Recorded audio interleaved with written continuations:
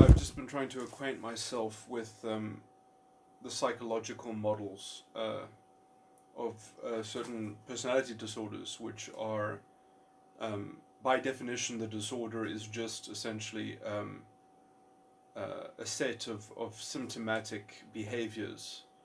Um, and so they're sort of their outward manifesting features, so the actual, there's no undergirding theory, although there's obviously lots of speculation in terms of trying to tie these things together, and I think well, I mean, there are some themes and there are some certain patterns and the kind of comorbidity that exists within the different clusters and such.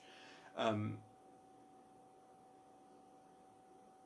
is sort of is obviously potentially elucidating of some kind of undergirding structure, and the particular sort of uh, internal features of some kind of substrate, or some kind of mind model or something like that. So anyway, because I have a deep theory of mind, this is a very natural thing for me to try to assimilate and be able to ascribe to features within my system, or at least in order to provide categorical or definitive distinctions and what is exactly happening in terms of these disorders. So basically, I'm interested in this because it's a translation device between my model and at least a body of knowledge which has already been accumulated, or to call it knowledge is perhaps a bit is a bit scant, because I mean, essentially, if you can sort of categorize, it's loosely collected data. You have to sort of take these things. You have to know exactly the kind of material that you're dealing with, and the state that psychology is in is nothing. It's not really a field of knowledge. It's a field of conjecture and sort of data that has been accumulated and categorized in a way that cannot be said to be theoretically stable. And then it's just a kind of a really rudimentary kind of empiricism of, well, you throw those drugs and that treatment at that sort of presentation and expression, and hopefully if the categorization of the disorder is sort of conforms to some kind of underlying causative explanation which is matching with the treatment, and you don't exactly know how well those things are lining up against one another. If you don't have any real groundwork in terms of grounding psychology in a theory of mind, or an elaborate model of a complete model of cognition, essentially, and so there are, I would say, approximate tools which are pretty good. Cognitive behavioral therapy has some rudimentary sort of axiomatic assumptions in terms of how belief and thought end up promulgating behavior, and so if you can tap into decoding the thoughts and finding the underlying beliefs and finding perhaps some therapeutic tools which seemingly do not really exist, in a sharp and defined way, to essentially alter belief in order to change the expression of disorders. But that should at least be theoretically possible with kind of what's in the mix at the moment. I do think that people are capable of changing their beliefs, their what I would even describe as unconscious beliefs. But you have to know you have to understand the medium that you're working through, because if you don't understand all the sort of interlaced facets and all the other sort of features of the system that you're sort of trying to conduct some kind of change and alteration to, it's a non-starter. You're sort of fumbling with. Anyway, okay. Um, so psychology it's hard to even call it a field of knowledge. It's an aggregated field of sort of speculative data, and some level of categorization which is sort of up in the air. Um, okay, so let me stop repeating myself. Okay, so what what is actually going on? Okay, I'm talking right now about theoretical speculation because I'm just out loud rambling and talking about the integration of my theory of mind with these categories, with these disorders. So I suspect what's actually happening, and my focus has been on cluster B, as is also the focus in the field, or that's the most sort of popular sort of field of section of the field, in terms of at least, or perhaps the practical side and the treatment side even. It's a broad, psychology is a broad subject anyway. But anyway,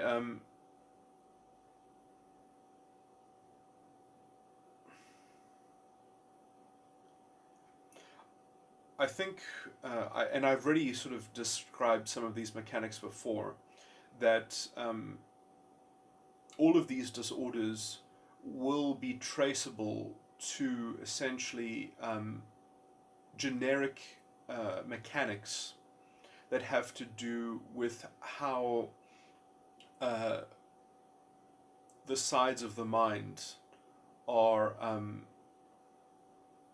impinging on one another, and how and essentially how the content of their circuitry, in terms of how they're interconnected with one another. So, and I think this is why you get people that essentially present the same thematic symptoms. Obviously, the style of the expression of the disorder is, distinct as its own label, as its own name. Um, uh, and these find similar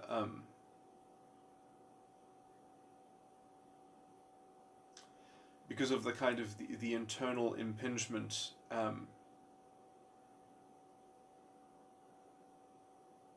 you get an invariable expression of some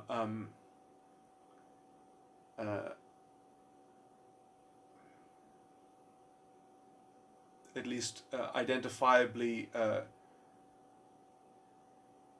consistent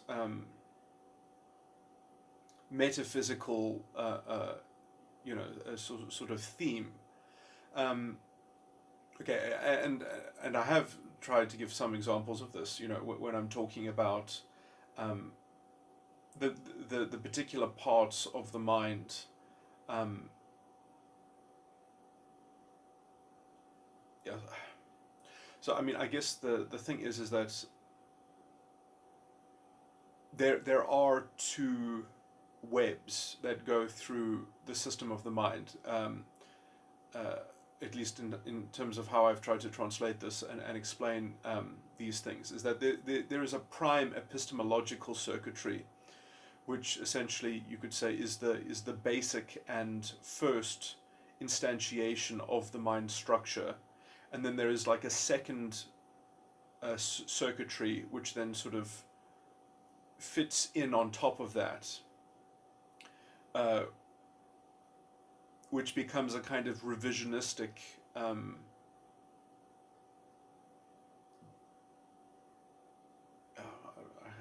I don't have the words to describe this, so I'm just going to muddle through it in a very haphazard way. So this is probably quite sort of speculative rhetoric that I'm going to use, but perhaps it'll get the point across. So essentially there is, let's say,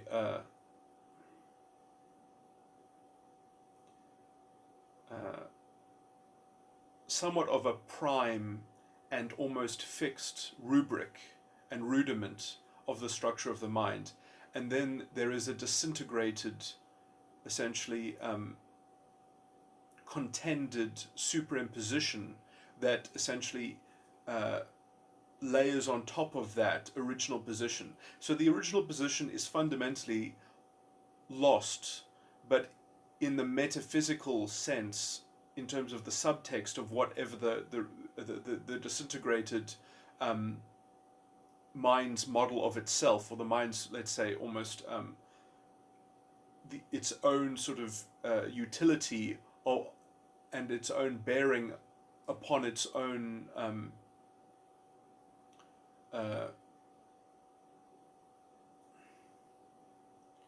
organs. So yeah, let me just make a shitty analogy. The analogy would be like, what do the organs of a body look like in relation to a cancer? And the cancer has obviously a kind of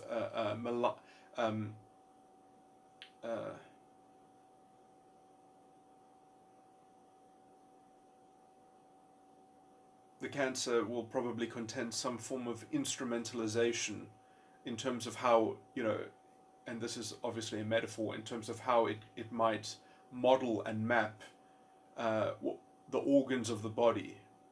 But because the cancer is fundamentally not an organ of the body, but relative to itself it is an organ of the body, it conceives of all the organs in a fundamentally disjointed pathological system that presumes the cancer's necessity as well. So it has an internally sort of the cancer in this analogy would be the entire false ego, essentially. So even the structure of the mind itself, and when I said structure of the mind, I meant actually the original mechanical interface between the parts of the false ego. So like a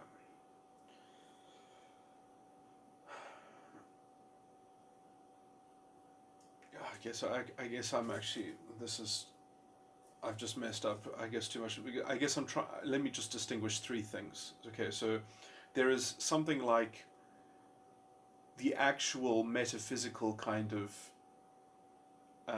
system that any kind of mind has to sort of inhabit. And so there's a complex metaphysical container. And then you have the structure of an individual's mind, which is essentially the utilization of that metaphysical sphere or realm or paradigm or space, or room. So there's a, let's say, you could idealize that room as just a kind of pure mental ability. So pure mental capacity in an abstract sense, in a kind of a priori assessment.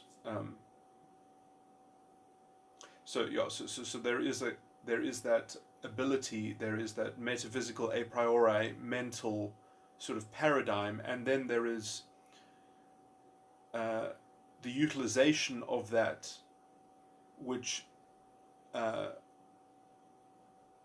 has a kind of which is something I'm trying to cast as the original engagement of that capacity, right?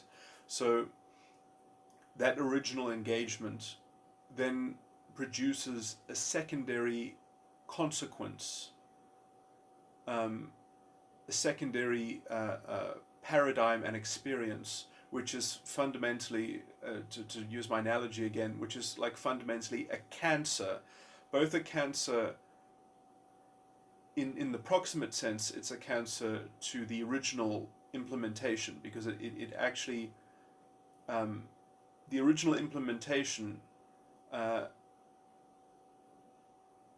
the original utilization of just, let's say, the idealized capacity of the mind eventually maims itself. It loses the original command that it had, essentially, because it sort of I don't even know how good it is to make another analogy, but essentially it's as if you have basic materials and you build like a kind of, from the collection of those materials, you build a kind of contraption that is a kind of automobile or a kind of a cart with wheels and things like that. It's made to be a kind of a unitary entity that can sort of that can move itself, or that it conducts itself in some way. But actually, when you originally tied these things together, it was a single entity. But as soon as you started sort of moving it forward, it wasn't bound together that well, and so it disintegrates, and like one of the wheels kind of go off in a different direction. So it has fragmented, and the more it moves forward, the further the disintegration, the further the dispersal of the original integral materials. So the integrity of the original material gets more and more diffused, and that metaphorically can also be understood as that it's being lost and confused within the purview of that forward direction of that haphazard cart, which is essentially dispersing itself over a greater area, and thus being more lost to itself as it continues to propel itself. So sort of the motion that it's undergoing, it has to sort of rehabilitate that motion. It has to sort of reverse that motion. It has to have the capacity to sort of try to retrace its steps and go backwards. And if it doesn't retrace its steps well enough, it's not going to pick up those lost pieces. And then it's not going to have the capacity to see, let's say, the original position. To retrace to the original position, but then also you also have to understand the original position in a meta sense. You have to contrast it against some kind of model of a kind of the absolute capacity and metaphysical structure of what it,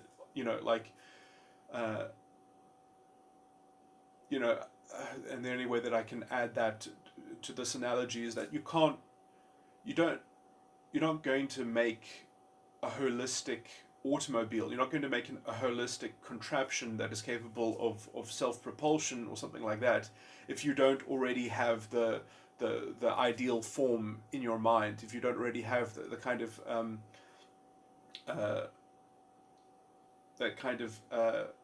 that Platonic capacity sort of already worked out to draw on.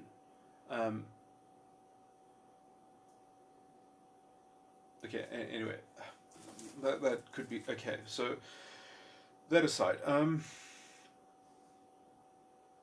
I mean, these are probably philosophical things that people are already sort of aware of to some degree. Anyway, so now let me just get on to the actual psychology mechanics. So, I mean, I've already laid out in some of my recordings my model of the sides of the mind and the components of the sides of the mind and how the sides of the mind interrelate with one another, which is interesting because I made my own model essentially of the MBTI, four sides of the mind, using my system, because my system essentially just has the original circuitry. It just has the epistemological. No, I've been using that word incorrectly. I meant. So when I talk about the original setup and the original structure and implementation of the capacity, of the idealized capacity of all possible mental ability, that I would call the ontological sort of instantiation of the structure of the ego, which then essentially ends up creating this corrupted false ego sort of cancer, that essentially ends up being the driving force, ends up being sort of the driver of the cart.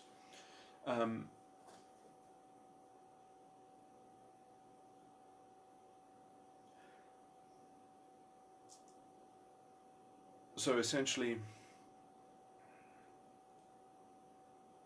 that ontological sort of original position needs to be the target of, let's say, the epistemological reconstitution, which is the rehabilitation of the cancer.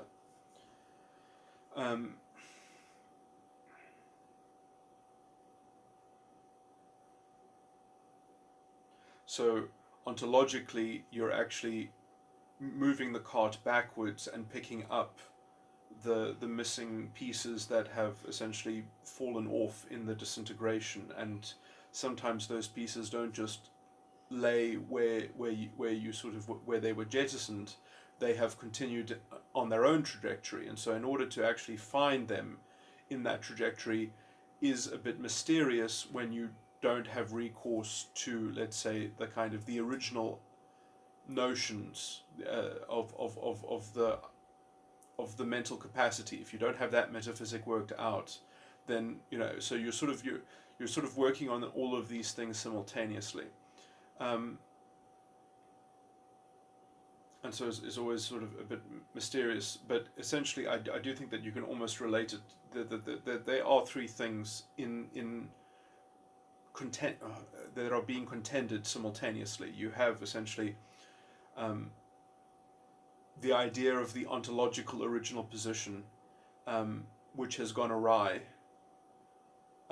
You have, let's say, the subjective experience that you have in the immediate of, let's say, how you can epistemologically contact perhaps parts of the ontology which you have to retrace in order to reconcile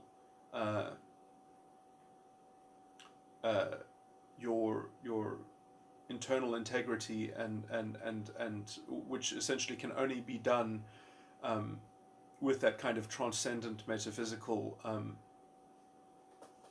contrast, which is almost the synthesized repository of progress in terms of, so when you've got that sort of that substrate metaphysical understanding of the mental realm perfect, then you will have also sort of been able to essentially at will been able to retrace your epistemological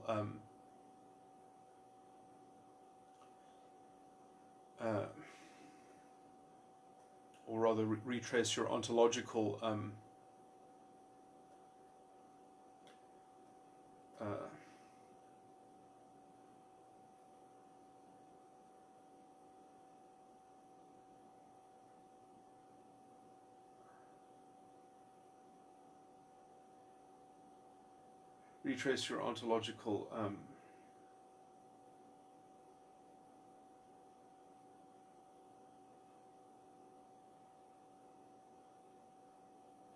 character with the epistemological contact with that ontological character, and essentially it will match up with the sort of with the metaphysical insight essentially, and revisions to that metaphysical insight will make the epistemological contact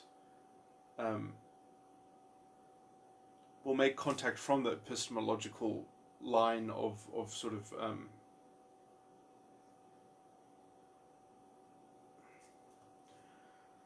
using bad analogies, not line, that from that epistemological purview, will be able to access more of the ontological. I'm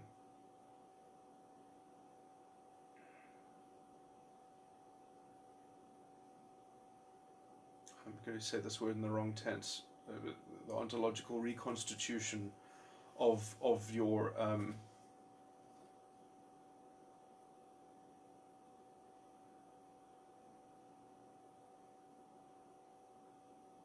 decomposition, and then there are also the added issues of, let's say, having to work out some kind of device or mechanism of reconstitution might also be something that has to essentially be added. It might not, or even as it is innate within the mental realm, it has to be discovered. So it's fundamentally mysterious. When I keep on saying the word mysterious, I just mean from the kind of from the realm of just delving into knowledge, from the kind of the scientific obsession with a kind of what they can't even call empiricism, because it's not even empiricism, but they're kind of with their very brittle kind of presumption of how reality is essentially dictated by some kind of objective, deterministic thing. Anyway, I'm not going to get into philosophy in too much of an esoteric fashion, but because essentially what you're maneuvering on is that a priori metaphysical kind of it is possible for let's call it insight, realization, and inspiration to be to not have a causal nexus. It can be purely a product of the mind itself. And I guess if you're going to have a kind of materialistic reduction and explanation, a Newtonian description of causality or something like that, then essentially you've already negated the realm of the psyche,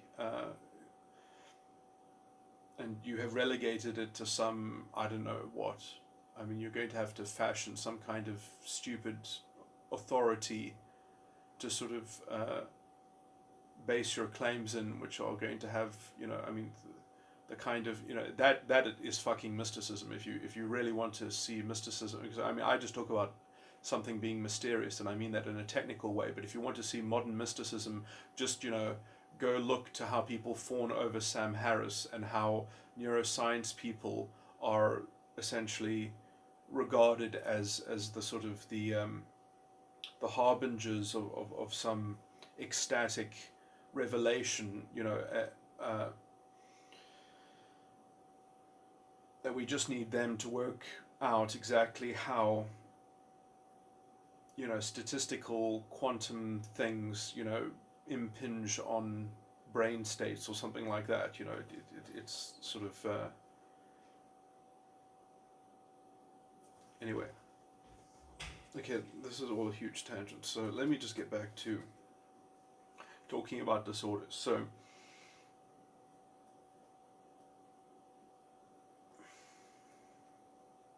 my model of the four sides of the mind, which probably needs to be checked up on and needs some revision, but it has something very similar to decent enough complexity. Like I've got I mean, there's some of those connections that I've made there that must be true, essentially. Let me just think how I idealized it, because that actually might. Oh yeah, no. I did try to idealize it. I tried to. My four sides of the mind model is effectively just a model of the ontological implementation of the ego on the mental, metaphysical realm. And but that is not the same thing as, and that is quite useful and interesting as well, because it shows fundamentally how some sides of the mind are directly reflected in other sides of the mind, and those fixtures are and the asymmetries within those fixtures are why essentially we experience the superego so differently from the subconscious or the unconscious.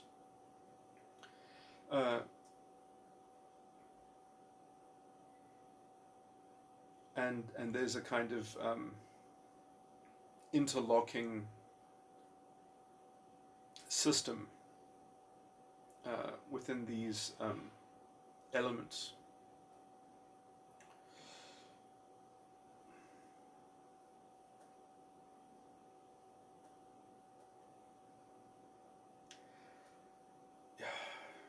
And then see, this is the confusing thing. So what I'm going to talk about now does not have an exact corresponding correlation between disorders, but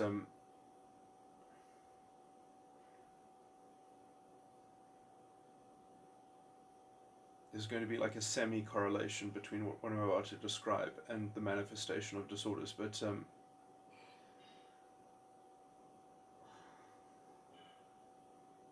see, I never fucking did that when I was doing my research, although it can still be done. But basically, there are 4 types of distinct circuitry. Fuck, I'm probably going to have to integrate that. Yeah.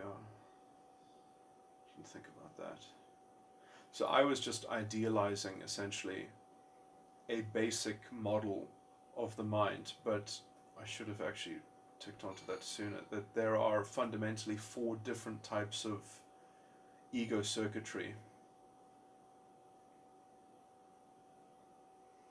And they probably have different. And that's confusing as well. Some of them are more sophisticated than others, because some people's circuitry, they actually have 2 full sets of circuitry within inside themselves, and they don't necessarily have to have both circuits developed or acting. So a lot of people, I would generally describe them as they have the potential to have bipolar disorder. And there are also, sort of from my perspective, you could say roughly that there are 2 major types of bipolar disorder, but also that there are 4. That you get the ones that you get 2 types of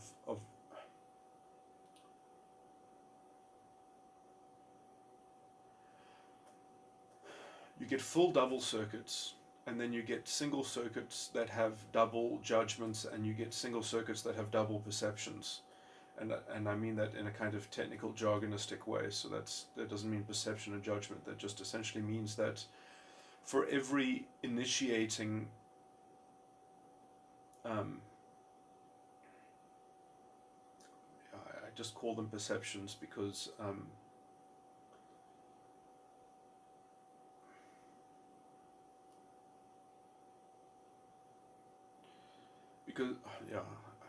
haven't actually seen my notes in a long time, but I probably have a technical definition somewhere. But I mean, it wasn't even that much of a technical term, just to show that these things, a judgment will always follow a perception, is basically the only thing to say. So a judgment proceeds from a perception.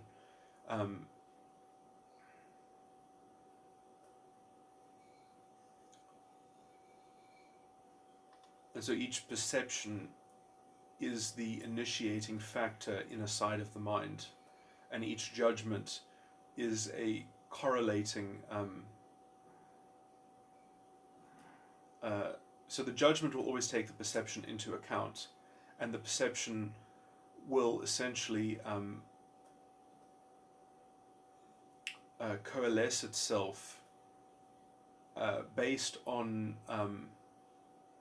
a combination of the ontological and epistemological structure that is currently in the mix, and yeah, so yeah, going painstakingly over these sort of stupid details, but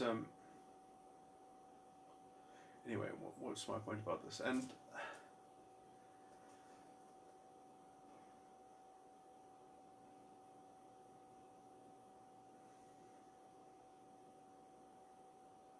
so the perceptions themselves are reservoirs of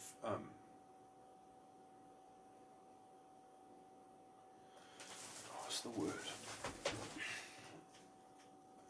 Are reservoirs of revisionism. And so it's like it's in the accumulation of some kind of perceptive style or sort of rudiment, which sort of manifests as a kind of residue from just the almost the subtextual influences of all the preceding machinations and internal artifices that lead essentially to that new perceptive context. And so as soon as, so actually to understand how essentially the cart is disintegrating and dispersing over an area, it's because of the internal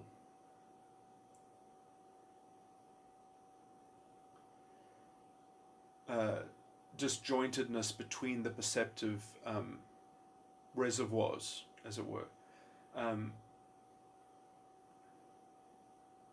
And then the judgments still have to sort of sing along in the same chorus. And judgments generally, they have more of an internal trigger to one another. They have more of a kind of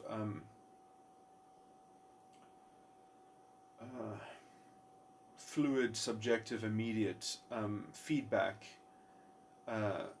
between the different sides of the mind. But essentially, the judgments are what you have to work with, essentially. They are going to be the only things that you can use to change. But essentially the problem is that when you've got different perceptive functions in different sides of the mind, essentially being diametrically opposed to one another and sort of negating one another, they can never reconcile, and you can never sort of move back towards integration and retracing these things.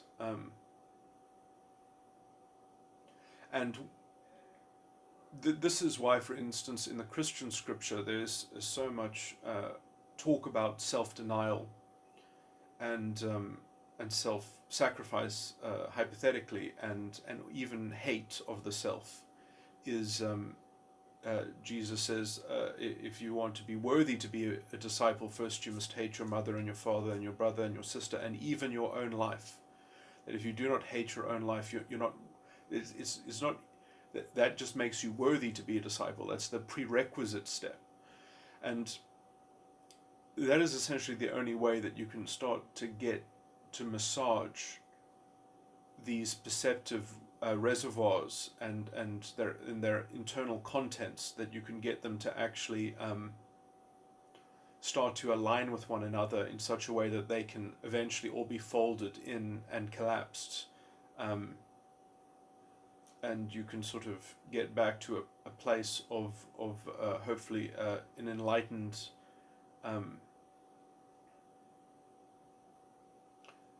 moment and presence of deliberation and deliberate behavior and self actualization and essentially responsibility and having confidence in one's mental schema, because one knows how to contend it, because it's not a concrete, rigid, brittle sort of thing. It's capable of self-reflection, of humility, of sacrificing its contentions within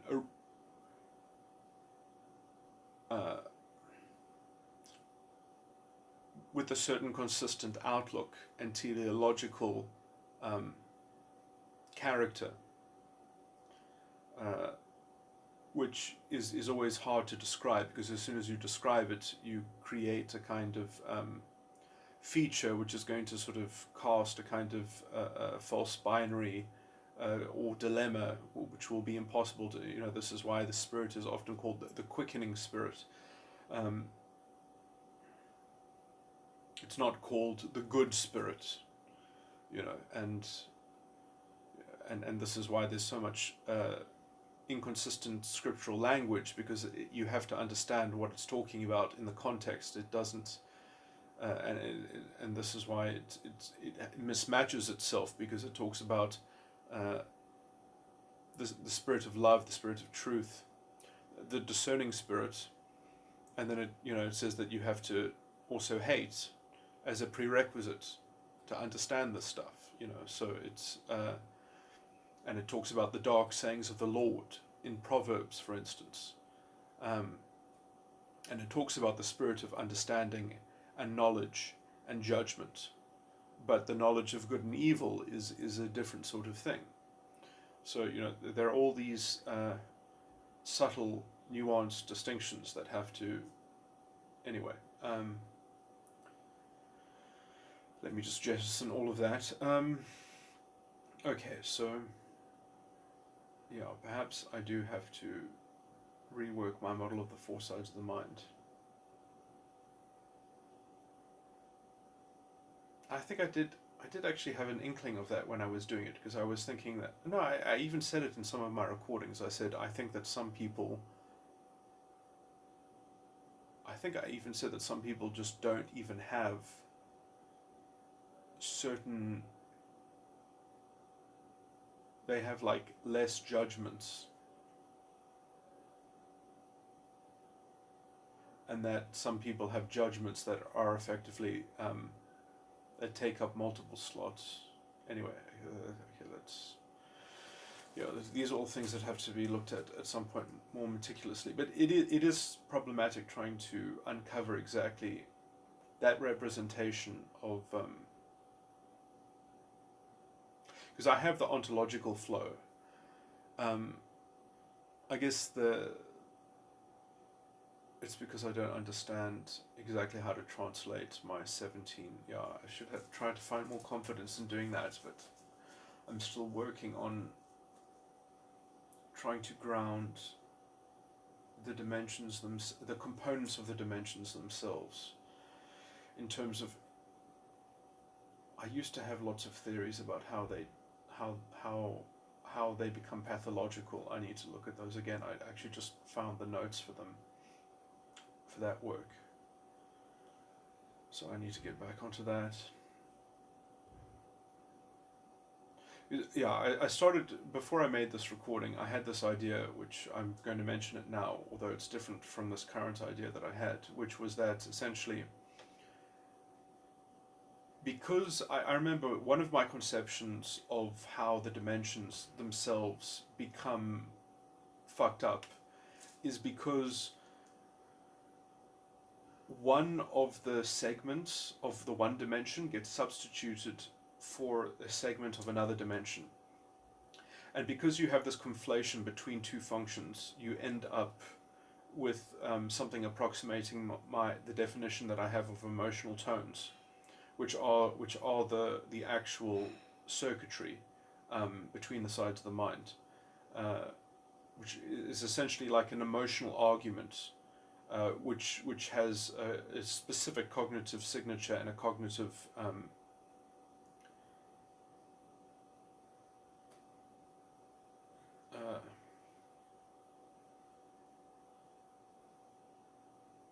anyway, it's a very, very specific cognitive, so I mean, I can describe personality types in a level of detail which, I mean, this is the problem right now, is that the detail is so minute that I'm just trying to find where these disorders fit in effectively. But anyway, so see, that's the problem, is that I forgot essentially how how the emotional tones exactly are derived from the components of the dimensions.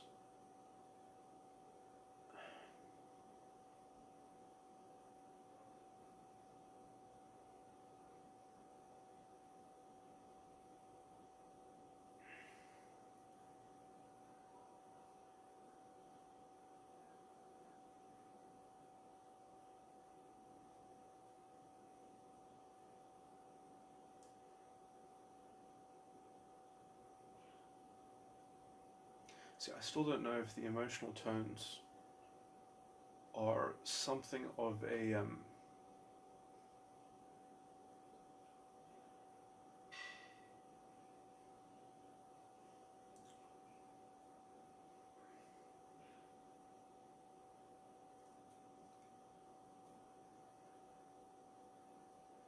I mean, my theory works quite well in terms of their general explanation, but in terms of their specific explanation,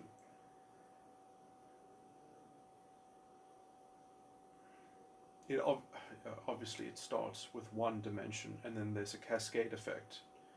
So that is the problem that I'm having, is exactly to differentiate exactly the mechanics of that cascade is something that essentially can only be theoretically modeled, and you just have to find perhaps one that works. But I've been tentative about that because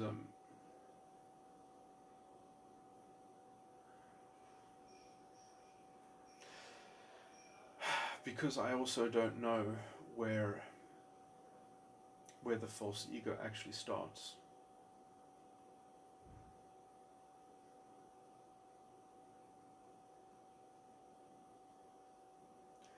Because it doesn't start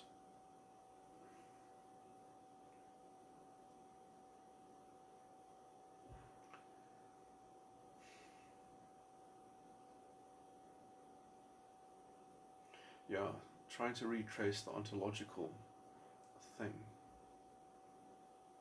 So essentially, two metaphysical components of a psychological dimension of reality get convoluted in such a way, and the problem is that it's not exactly the same for all types, because there are three genesis, and this has nothing to do with circuitry. There are distinctly three genesis of convolution. So actually, it shouldn't be too hard to work out models for three distinct genesis. This seems so familiar. I'm sure I did work on this, but I probably did it.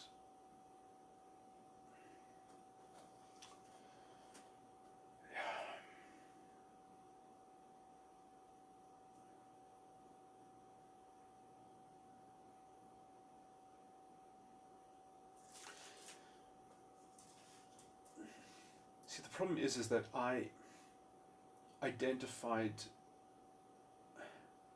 the emotional circuits empirically. I didn't define them, so it's still fucked up because I haven't defined them within the elements of the dimensions. I know that they correspond roughly. I know exactly which definition. I know exactly roughly which dimensions they correspond with, but the actual internal dimensional features the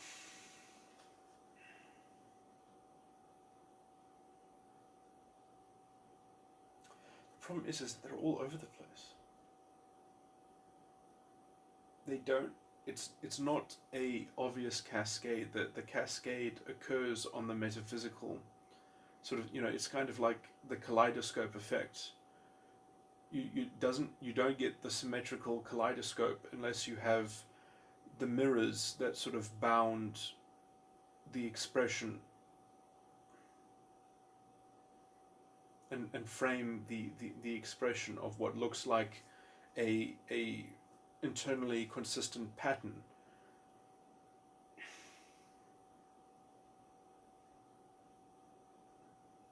So that but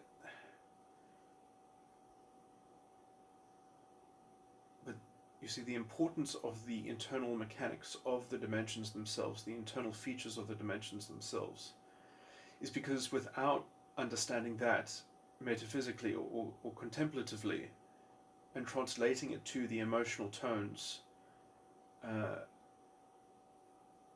there's no way to, well, at least in terms of how I'm conceiving of how these things interpenetrate, there's no way to develop a treatment. That's the problem. Is that if I could just find a way to tether the elements of the things, the elements of the features of the internal features of the dimensions to the emotional tones,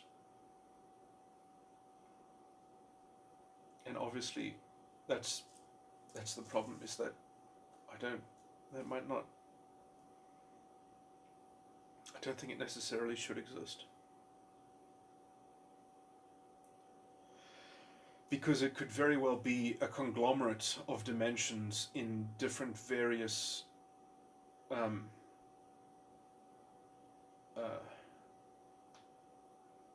irregular consortiums, and there's a myriad of potential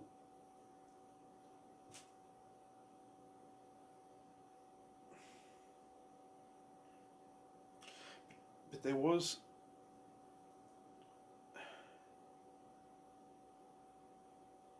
I did summarize that. Because I'm a fucking INTJ, so that was what I was able to do, is sort of metaphysically pin people down and say, well, effectively the summary of, let's say, of that particular side of their mind is fucking up on that dimension of psychological reality. So I could correspond it that way. But that doesn't mean that you can necessarily discharge the emotion.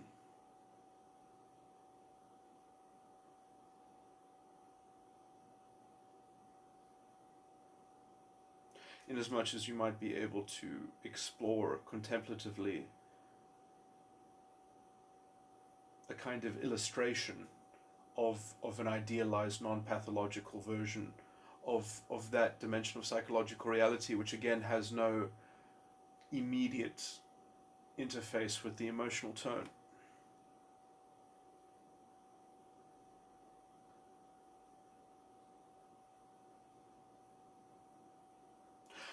Now, okay, there is one relevance, and that's in the dimension of psychological reality that I mapped corresponded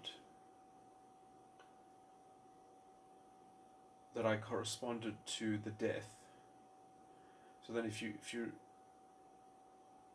yeah, that was the thing, is that effectively I could focus, well, I could use this system essentially to at least make one dimension of psychological reality pertinent.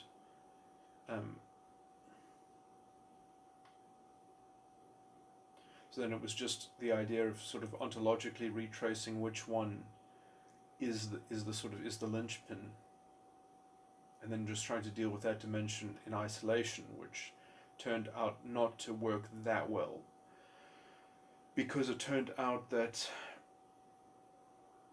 that dimension wasn't the only repository of the pathology, that essentially it poisoned the ground all the way down. That the ground beneath the beast, as it were, was needing of sorting out, and that can always be retraced down to the first and second dimension anyway. Although you probably need to do it as a chain, as a link, because if you don't sort of maintain, you can't just try to it's like a daisy chain. So you can't just unhook the last one. You've still got this sort of I guess the problem is that essentially you wouldn't be able to unhook the last one because it's woven up. It's one thing, as it were. So you can try to meditate and visualize like one particular sort of regrowth of a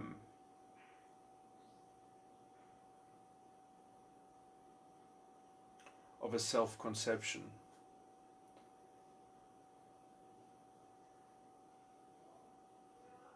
I mean, perhaps maybe that's the closest thing I can think of to a treatment solution. So I mean, it effectively amounts to essentially visualizing yourself to be a new person, a different person, and the reason why essentially my theory has a potential possibility of actually working is because it actually is describing exactly what is going on inside of you.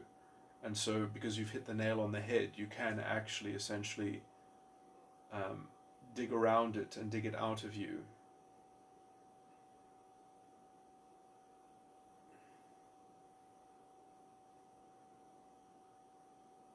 You can sort of be aware of the false ego and just simply step out of it. And it's still there as an option. It's still there as a capacity, as a pattern, but you just sort of don't conform to the pattern anymore.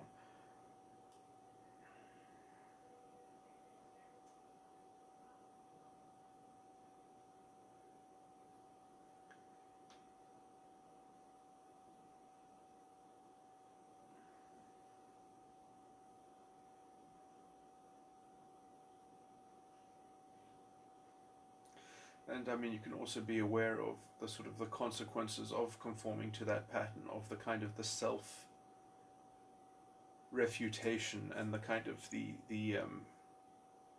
captivity of the lust and such.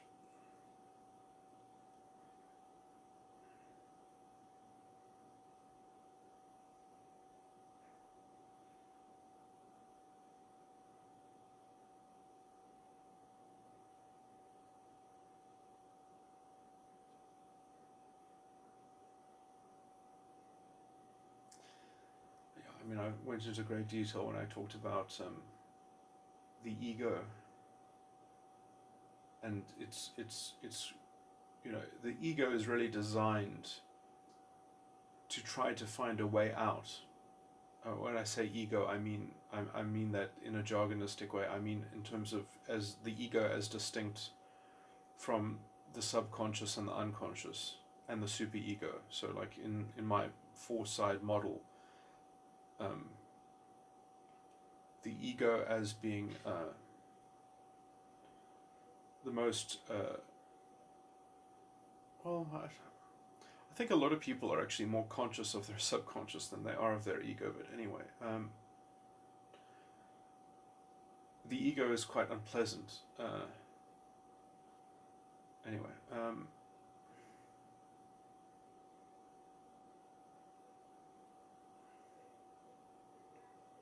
you can almost think of the subconscious as being your feelings, and the ego as being your thoughts, your immediate thoughts, and apprehension. I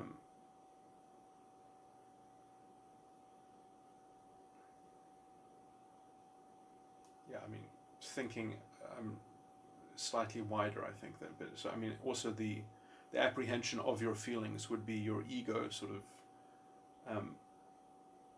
relating itself to your subconscious.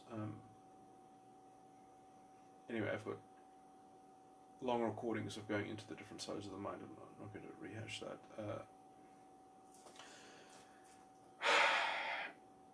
So this is a problem because it doesn't exactly touch the components of the dimensions, the features of the dimensions of psychological reality and the emotional tones, which are kind of come as a complete circuit almost, although actually they didn't come as a complete circuit. I've already sort of said that there is an ontological circuitry where the one develops before the other and it leads on to the other. So there is that, the initial forming of the daisy chain. Eventually the daisy chain essentially, that one flower has got its stem, like where did the stem actually begin in the chain? It's like it gets a bit lost because it just becomes its own thing. It becomes its own necklace or something.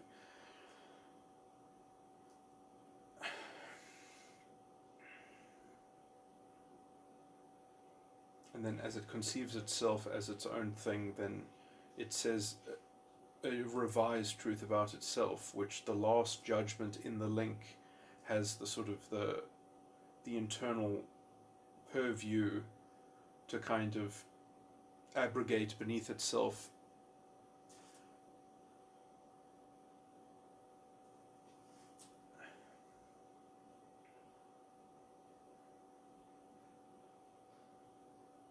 the kind of the rule over the system. It's actually, I believe it's related to the dragon, well, the beast with 7 heads that rule each like in their own time or whatever. They take their turn and such. So that there's this internal cycle. It's interesting that it's 7. Because I think that is effectively including the dimension of psychological reality that is immediately below the death. Or my model of that is actually very, very confusing. So anyway, I'm not going to touch on that. But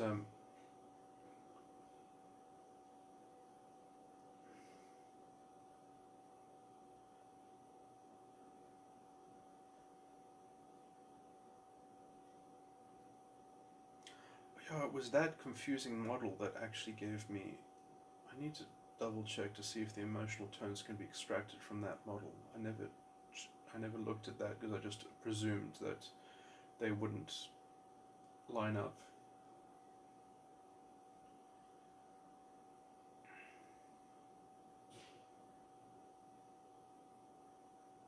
That would also explain the irregularity in terms of the asymmetries within the 4 sides of the mind. That you've got these 3 overlapping bodies.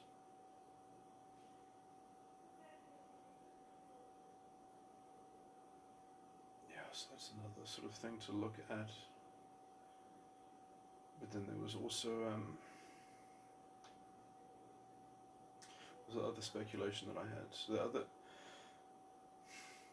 So just going back to it, so I mean my model of the 4 sides of the mind, which I think is workable enough, it's complex enough that it makes almost very distinct predictions, and I think that it is a better version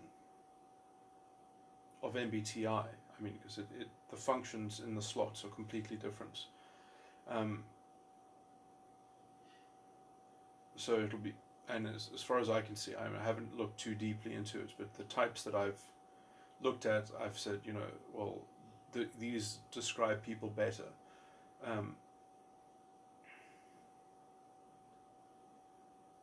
In fact, it could also be augmented by the emotional tones, which I haven't done, because my 4 sides of the mind model effectively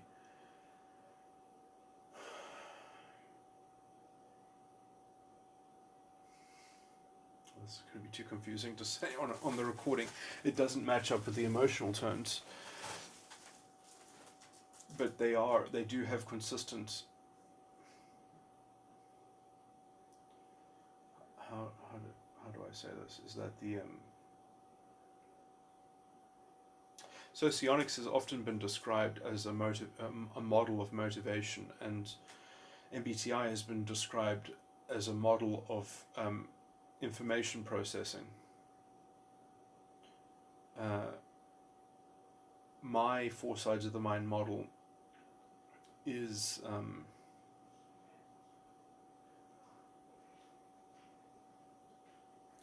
it doesn't really accord to either of those. It doesn't accord to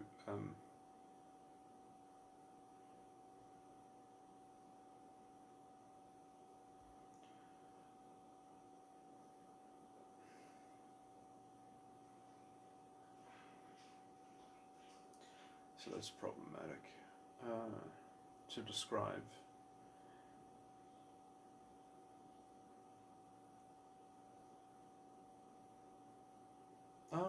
Yeah, I guess it is closer to MBTI in some sense. Yeah.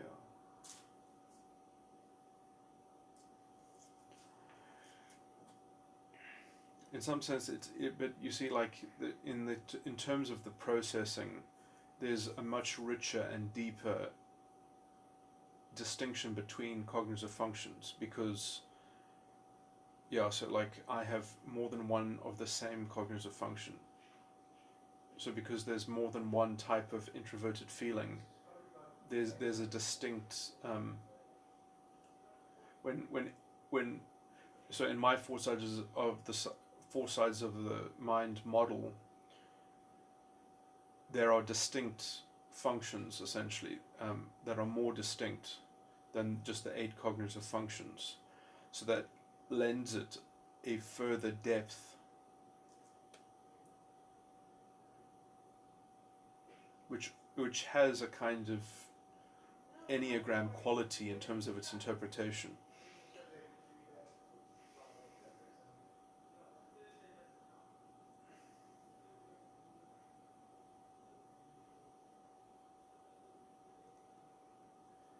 So the meaning of that is what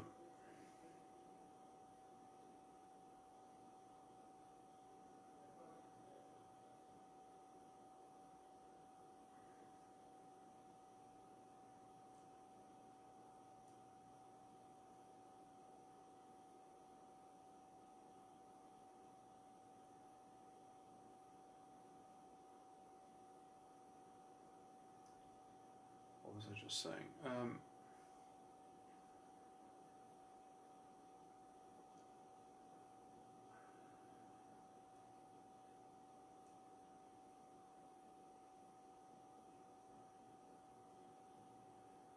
I guess you can just make a much more comprehensive map of how information is being processed, and because it's such a detailed process, it can essentially better describe themes that will seem to produce invariable effects, which will effectively bind the proponent of those processes into a formulaic description of their behavior, or at least spectrum of behavior, which will have a non-linear. Some types will be more predictable than others, essentially, because some of the dimensions of psychological reality, some of the functions, are they're vastly different to each other. Like they are each their own quite distinct aspect.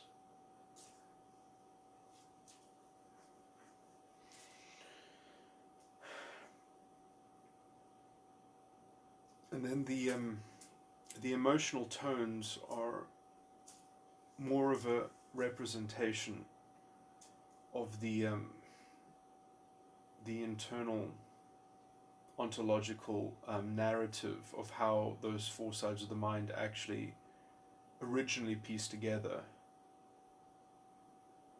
So the emotional tones are more of a kind of a residue of that original orchestration and or structuring of the false ego. They are kind of like the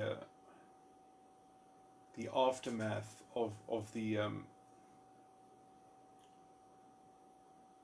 initiating, kind of formation of personality, of those prime elements, and the contents of those prime elements will sort of be woven and encoded into the particular emotional tones, and those emotional tones as well will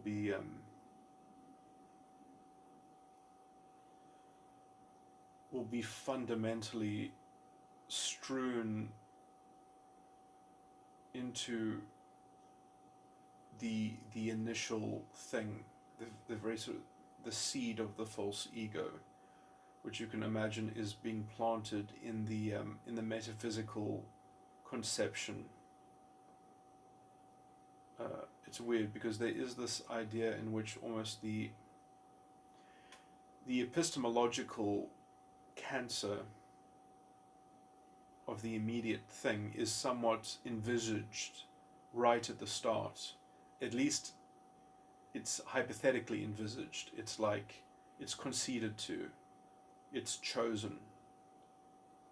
And then somewhat after that, it's immediately veiled in darkness. You know, there's this moment in the mind when the false ego is essentially being, when you're being inducted into when you're inducting yourself into the false ego.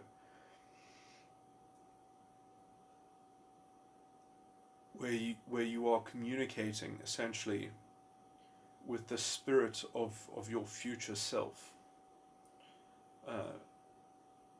with this sort of proposed epistemological outlook, and it's virtually appearing as the consequence in the rudiment of your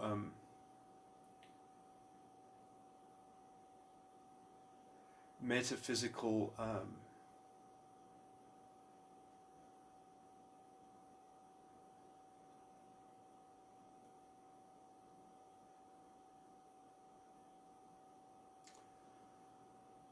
it's very hard to talk about the a priori metaphysical mental capacity or mental ability, because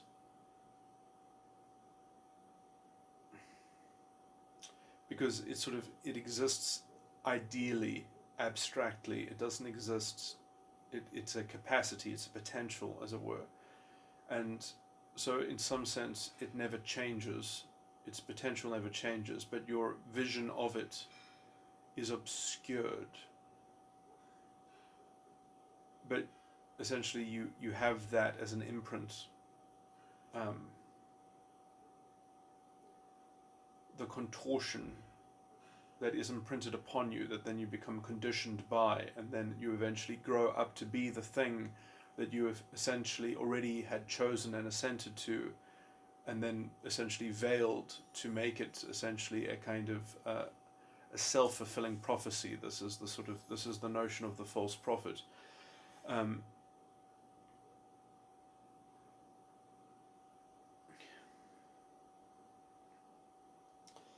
Is that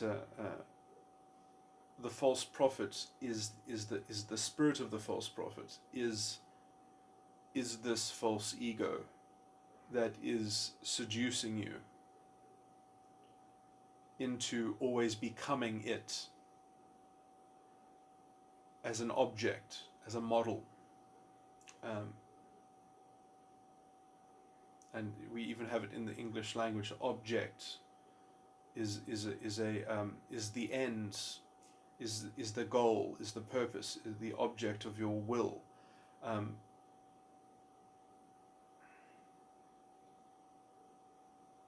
The objective, the thing that you are pursuing.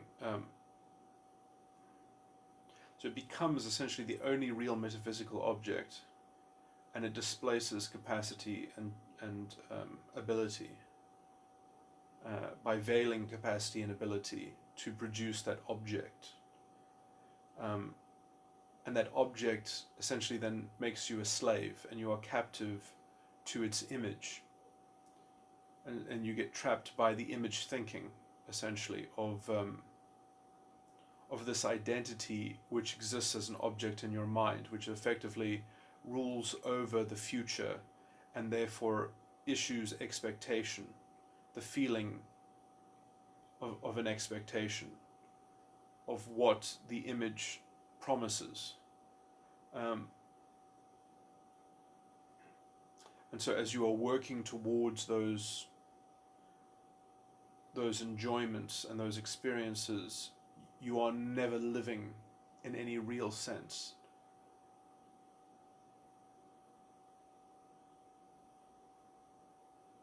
because the desire is never realized in the immediate. It's only realized in the image as the object in the contemplative space. And so it effectively is a cancer on your future, and it does so by disconnecting you from the present context and the ability and the capacity.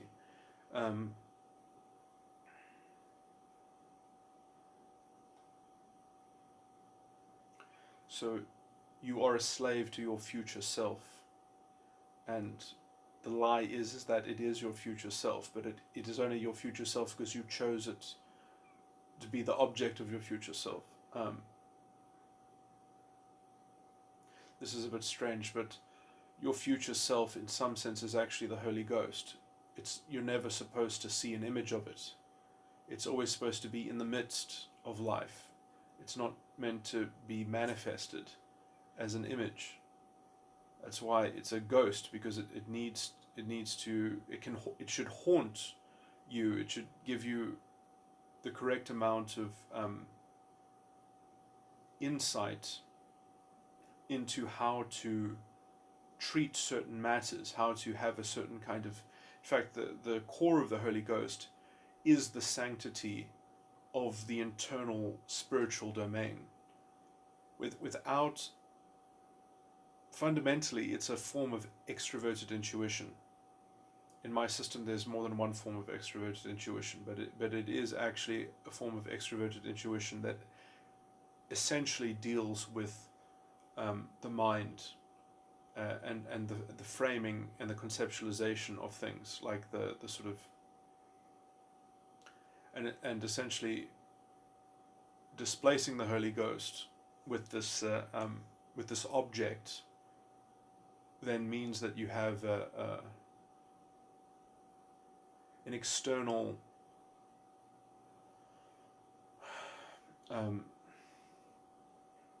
conditioning and an external locus of control and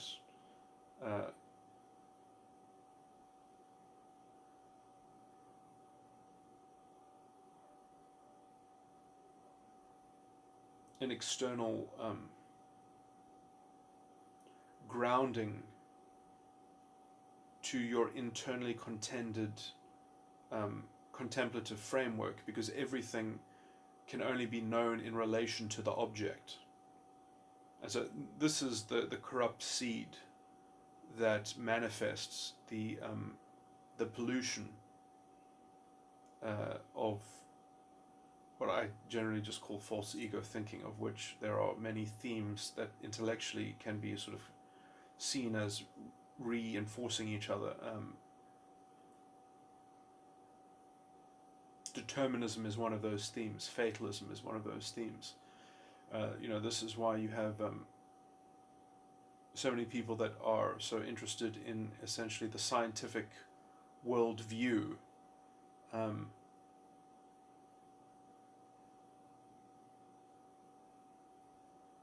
When there's really no such thing. I mean, it's essentially a bundle of nonsense. It's a kind of Ponzi scheme.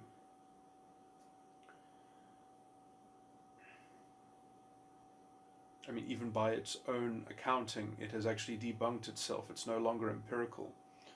I mean, it's just sort of substituted empiricism with mathematical models and descriptions, which are, I mean, that's mysticism, if you've ever seen it. There's nothing empirical about it. It's just sort of table thumping. Oh, well, obviously, we're called scientists. That means that we're the ones discovering things about reality and the truth. It just becomes this begged question.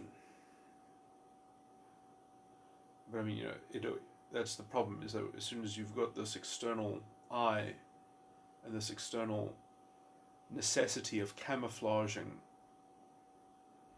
your actions in something that has to be cut, because your object is fundamentally relatable to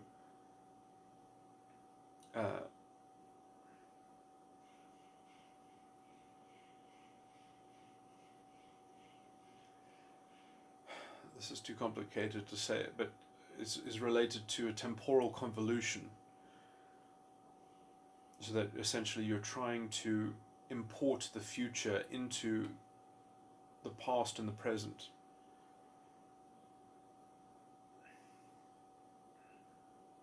So that you can hope to enjoy it. So you're sort of like,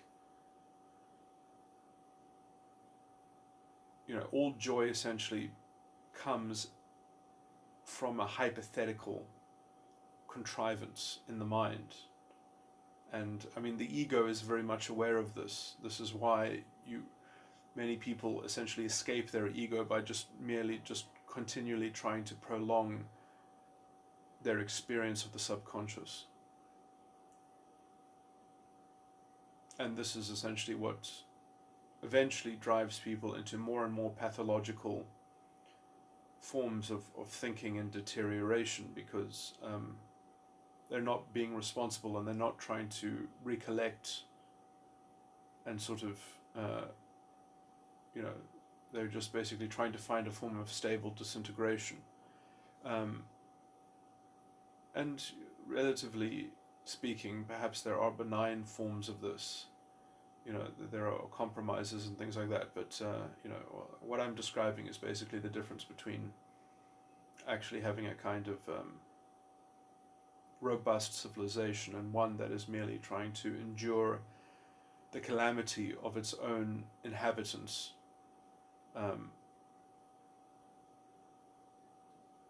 mean, this sort of goes without saying. Most libertarians can sort of see this to a large extent, that the problems in society are not caused by a shadowy plutocracy. I mean, into some codependent sense perhaps, but it's always, they are given that power by the vast majority. The problem really is a problem of consciousness.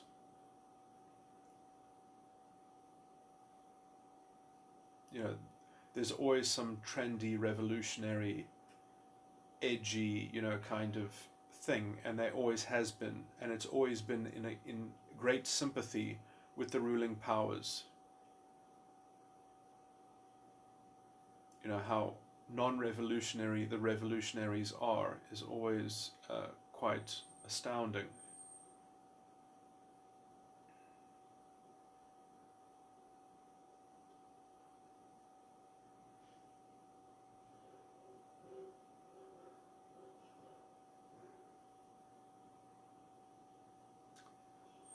Then they're just mainly playing out a kind of drama that is necessitated by their internal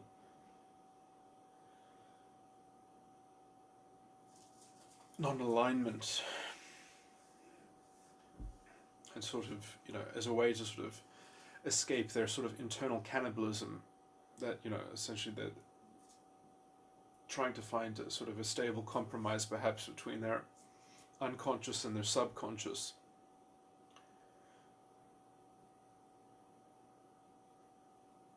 I've talked about things like that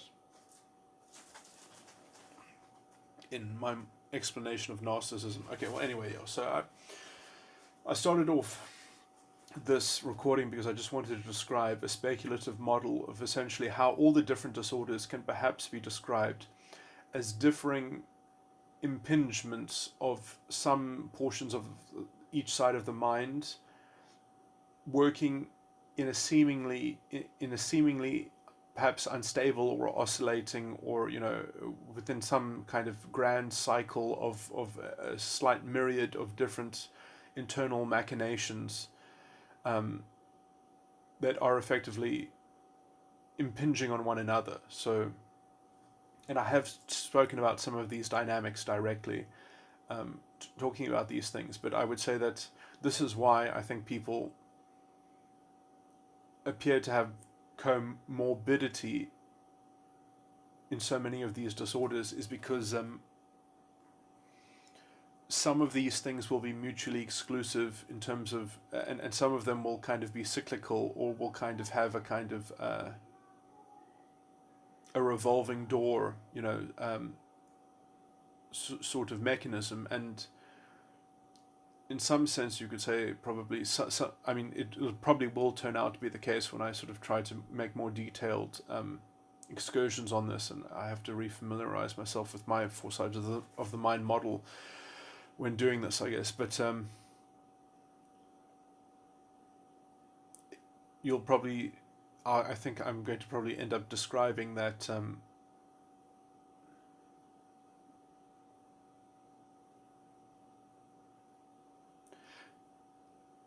Essentially, how some configurations are obviously comprised of latent disorders which aren't being engaged in and aren't manifesting, but I will probably try to, I guess, because my description will be a description of the cause of the disorder. It won't be the disorder itself.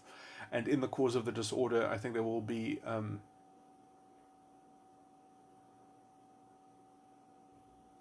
a very few and fixed amount of players, and those parts will have very defined, like two of these things are going to gang up against one of the other internal things, and then one of those things is going to be promiscuous and going to oscillate back and forth between the two other camps or the two other factions. And effectively, it's just a description of, for example, varying behaviors between the sides of the mind, where one side of the mind is sort of in a codependent sort of relationship with another side of the mind, where another one is sort of like there's a codependency, and then there's also a kind of bully with the other side of the mind, and they sort of oscillate between those two. And the internal mechanics of essentially how this one part of the one side of the mind, I mean, they could also have to do with sort of treatment things as well, in terms of how to disintegrate these networks, would probably give insight to that. I'm just trying to think. So I've really have been thinking a lot about these network dynamics, essentially, between these internal features of the sides of the mind.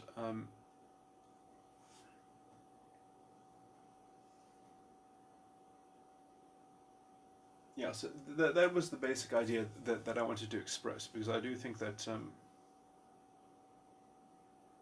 essentially the disorder will be correlated to, let's say, a particular narrative of how these parts of the sides of the mind are coalescing and impinging upon one another. And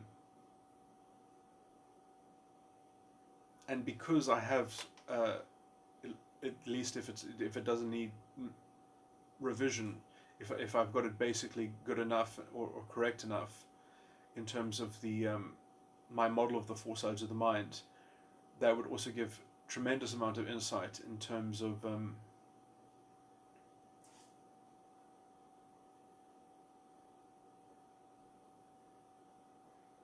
because I already have an ontological flow of how the sides of the mind are originally set up.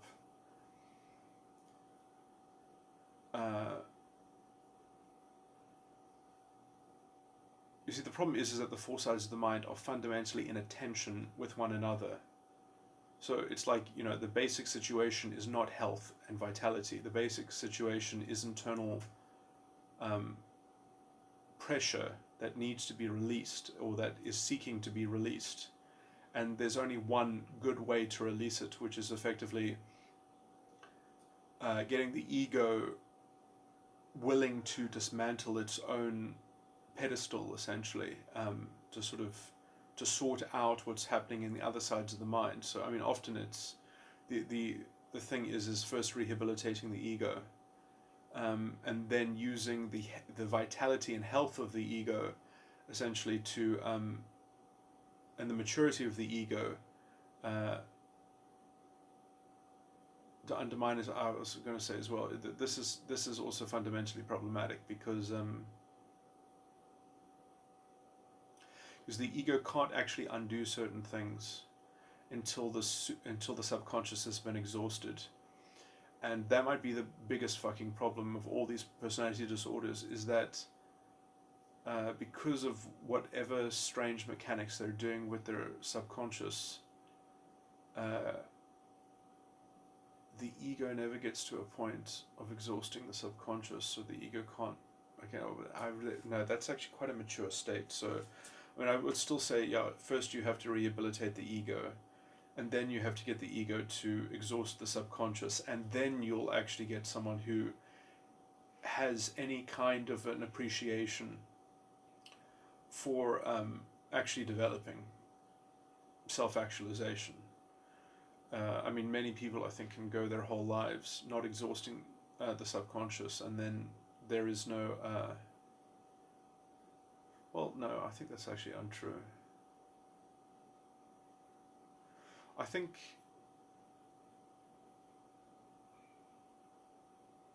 essentially that's only true of histrionic disorder.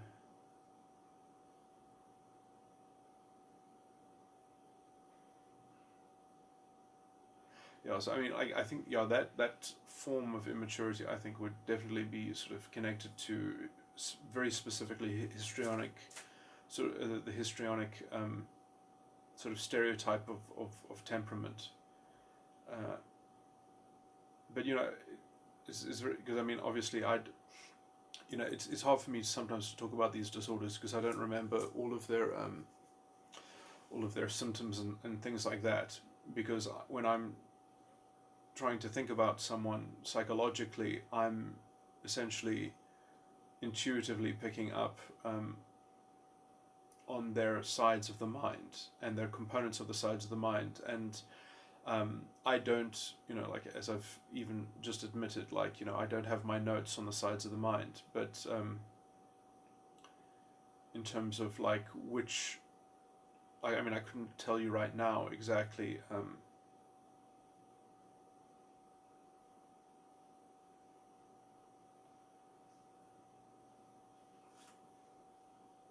which slots of the unconscious correspond with are reflected, and because you get reflections in between sides of the mind, and you get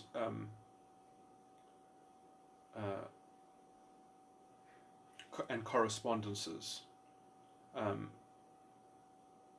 so reflections are like repeated translations, so they literally link the two sides of the mind, but they take on different roles on the different sides of the mind. So it's like each side, those two sides of the mind are sort of dipping into the same well, but they're doing it from a different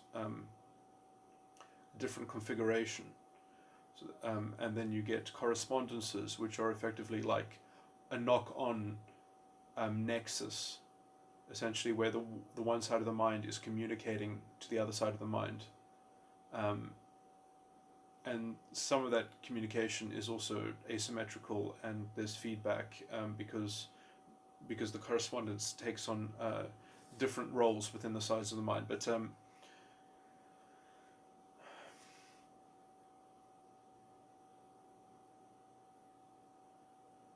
I don't remember exactly which roles are where in terms of the correspondences and such.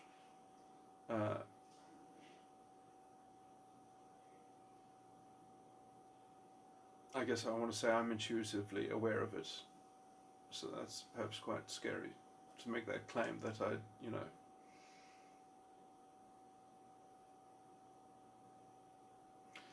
guess perhaps that means I need to type people with my four sides of the mind model, I guess, to see it work, because I've only done it to myself. Well, that's probably not enough. Then I might also have to revise the circuitry, because I might only have, I mean, it is somewhat helpful that my circuitry of my type is fundamentally the full double circuit bipolar, although I don't have any bipolar symptoms.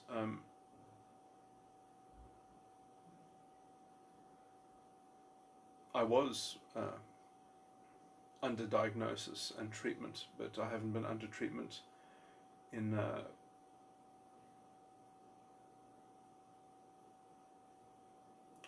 been at least 6 years now.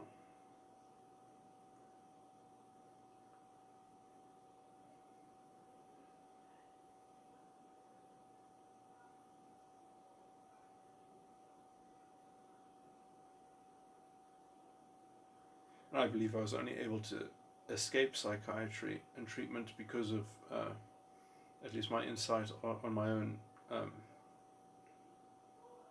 psychological makeup. But anyway,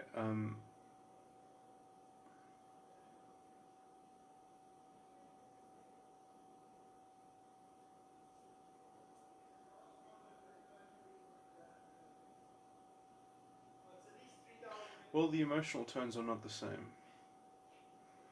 as the four sides of the mind, so perhaps the model will be universal.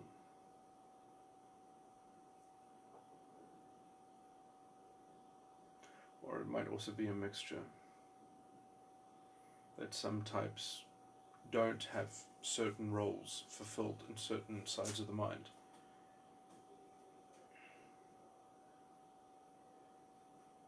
I mean, the lack of certain circuitry in some places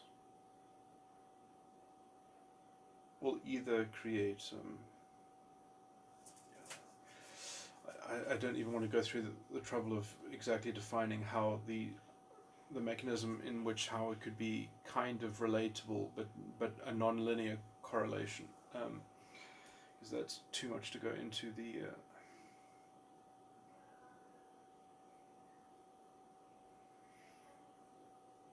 different genesis of type, which again don't correlate neatly to any of this stuff because they fundamentally have to do with the formation of type. And there's that particular signature.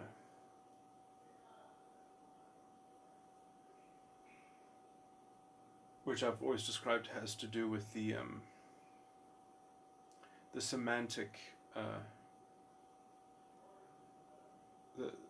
the almost the metaphysical grammar in the initiating seed of corruption. You know, that there is a particular the particular notion that it takes in terms of forming that object.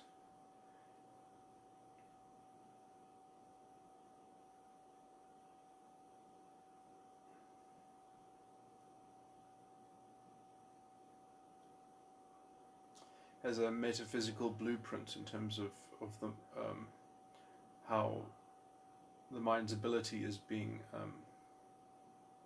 truncated and contracted into a particular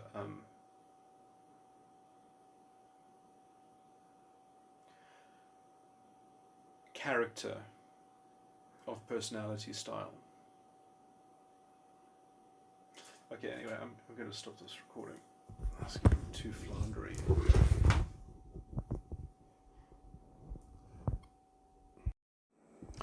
So just continuing my sort of off the cuff sort of speculation and rambling on the subject of personality disorders. So I guess I'm just modeling out speculative conjecture,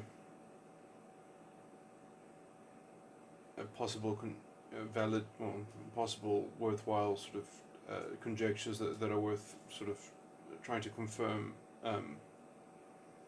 or falsify.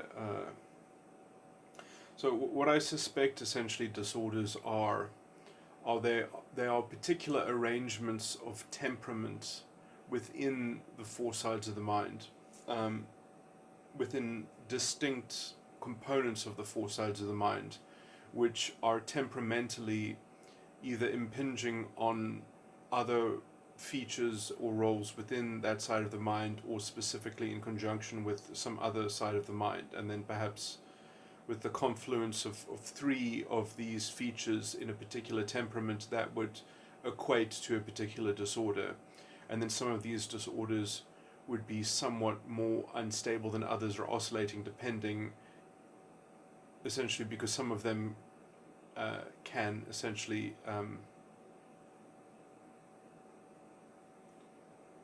sort of be in the mix but not simultaneously. So there's a kind of internal migration of temperament and a certain, even perhaps unique, or not unique in a profound sense, but unique in a particular case study in terms of their thematically it would be similar to other presentations of a similar comorbidity of personality disorder, that there would be a kind of an internal a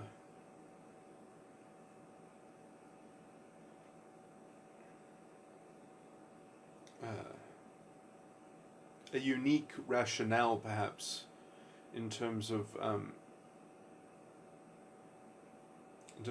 the content of the internal procession between the different sort of configurations which sort of displace one another as they come into vogue or into focus by prevailing conditions or contexts,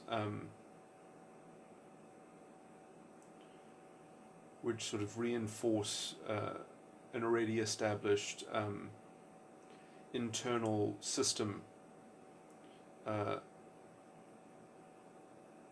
It can be problematic because probably some configurations are more debilitating in terms.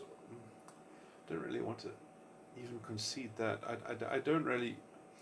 All of these things, I think, there's a very easy heuristic, I think, to sort of overlook quite a lot of these things, although this might not be good advice to people, to the lay public, but because it has to be communicated in a very specific way, it has to be communicated because these words can be interpreted depending on someone's frame of mind. But if you're capable of hating your own life in terms, and when I say hating your own life, I mean in terms of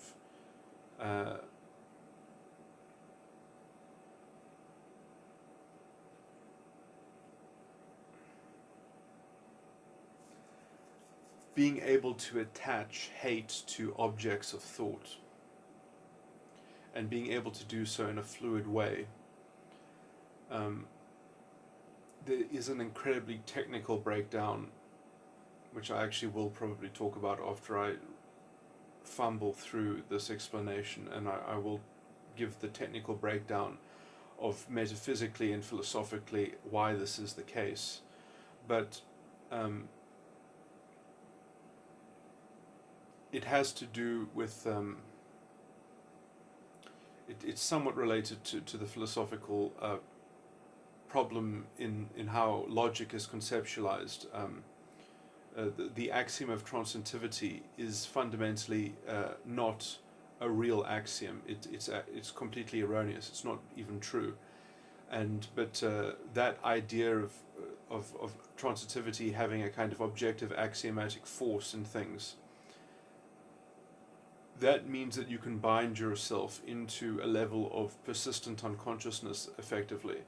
And you can undo the binding, but you can't directly undo the unconsciousness without unbinding that unconsciousness first. I don't know, that just sounds a bit of nonsense, but there's a technical explanation of that. And it has to do with the fact that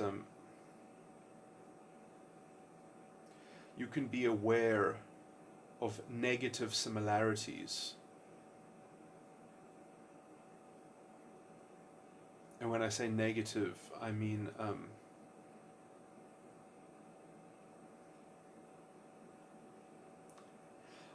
logic in its truest form, in some sense, or reasoning, or thought in general. You can get into a kind of positivistic rationalism, which you can't really escape from.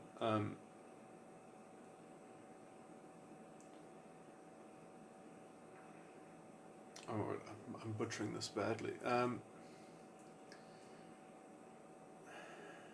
This is also related to epistemic responsibilism versus epistemic reliabilism. This is the same sort of subject matter. Let me try to construct this from basics. So you have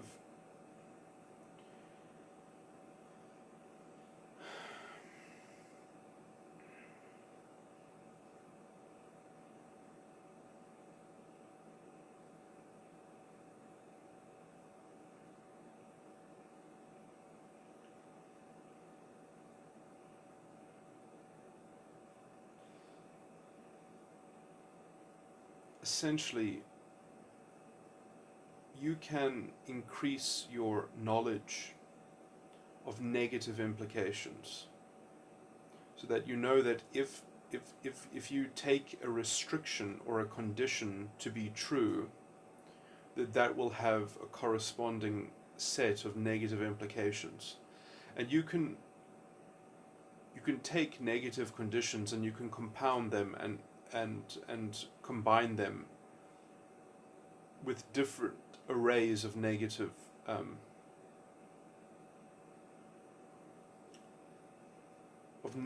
claims, or as I said, conditions or restrictions. So if you know roughly what every restriction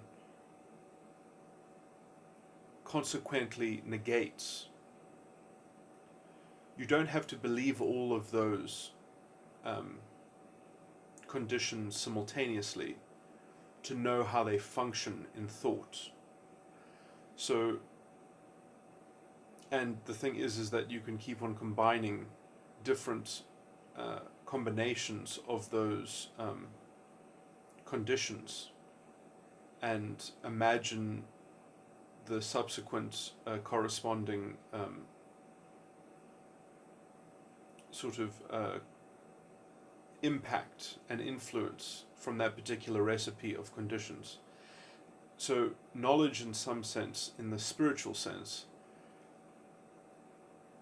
in the pure metaphysical and abstract sense, is not in a positive framework. It's not in a positive narrative. It's actually comprised of negative appreciations, and I mean negative in a technical sense, in the sense of conditions and restrictions. That you know that these conditions have these particular consequences in the realm of the contemplative. There's a natural consequence to thinking through a particular preposition or presupposition. So understanding the impact, the significance, the meaning of negative presuppositions is essentially the rudiment of actual knowledge and awareness.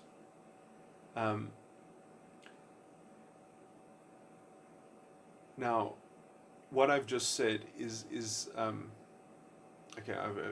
I need to elaborate further, but right. Well, what's the difference between a negative and a positive? You can frame a negative in a positive, and you can frame a positive in a negative. So it's somewhat interchangeable. But there is, let's say, almost just a basic difference in understanding what the core material is, and you have to understand that the core material is not either or. It's not positive or negative. The positive raw material is a lie. It doesn't actually exist. The only thing that actually exists is a negative. For the positive raw material to be true, then you would actually have to believe in a kind of epistemic reliabilism. You would have to believe in some kind of external locus of authority over knowledge or something like that. There would have to be some kind of external world that is buttressing and essentially, in fact, the subjective consciousness in that worldview is actually fundamentally fucked, because you can't look beyond yourself.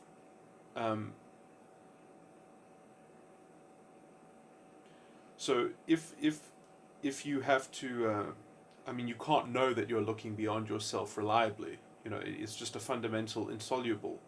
But to put it in a practical way, what you end up having to do in that scenario is you end up having to push the external until you find something that pushes back, and you try and create almost a cult around the permanence of that limitation, and then you sort of take that limitation to be a kind of idolatry or rudiment of some kind of absolute force, and then essentially you try to make a claim how your internal machinations are in the image of that absolute force, and so you're forced into mirroring some sort of imprinted condition that you come across unreliably. Inductively, you have to come across a condition which then you dress up as being fundamentally absolute, which is something that you'll never be able to prove.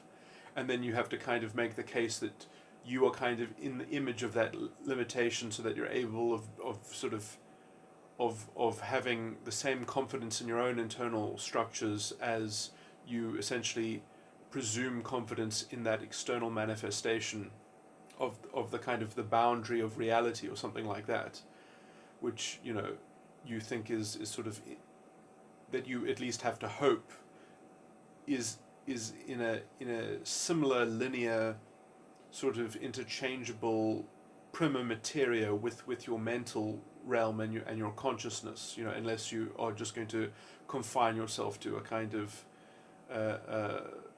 meat machine running on skepticism about its own subjective experience, which is obviously gets more and more ludicrous. But I mean, essentially, that becomes the inescapable sort of fate, and so the scientism, I do think they actually understand this. That is just their model of reality. Effectively, is that they essentially just work on excuses. They're like, well, this is the best that we can do. We'll have nothing else to convene below. We have to find a kind of an external locus of control that we can all be happy to be enslaved by, and this comes over the idea essentially that there's a positive claim that is externally justifiable or that the human being should be impressionable towards, so it has the subservient abject sort of self-identity built into the schema, which is just fundamentally presumed that is just the order, that is the natural framework. Anyway, but when you take that the fundamental stuff of consciousness is an awareness of darkness, that is the that is the fundamental claim, essentially, that damn, I had a good word.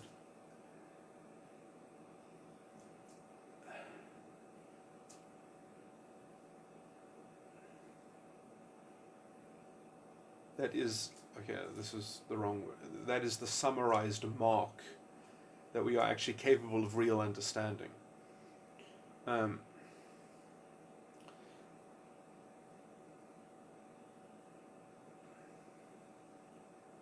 That if we can be aware of essentially the negative implication of a contention or a claim, if we essentially, because those are the things that we can be sure about. I mean, we might have to look again if we make a new bundle of a new aggregation.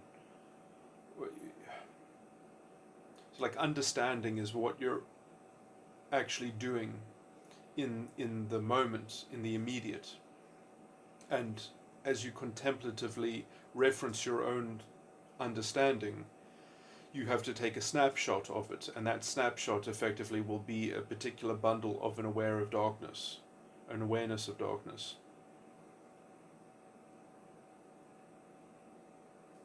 So that is what you're doing in the past participle of your infinitive, subjective, immediate activity.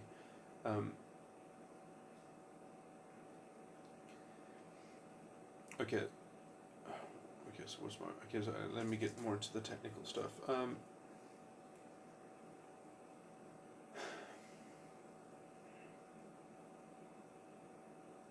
because what I'm talking about actually doesn't focus too much on understanding it. It focuses on what that understanding leads to. And I have actually covered this in another recording as well. But anyway, this has to do with the third dimension of psychological reality, introverted thinking, which is the first seat of consciousness, the third dimension. Anyway,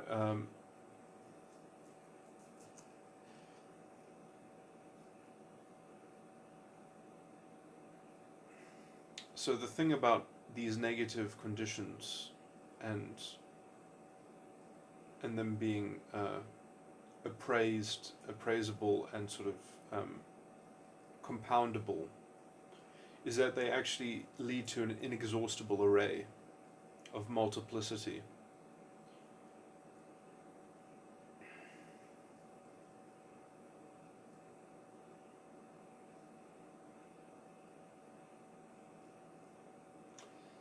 And it's almost that multiplicity which was also, in an archetypal sense, very close to the fall of consciousness into the conditioned being and the loss of the extroverted intuition, in terms of the fidelity of one's own internal structures, of conceptualizing thought itself. So the conceptualization of the internal will, when that was essentially fragmented and dispersed, and broken, but has to do with shying away from this essentially inexhaustible multiplicity.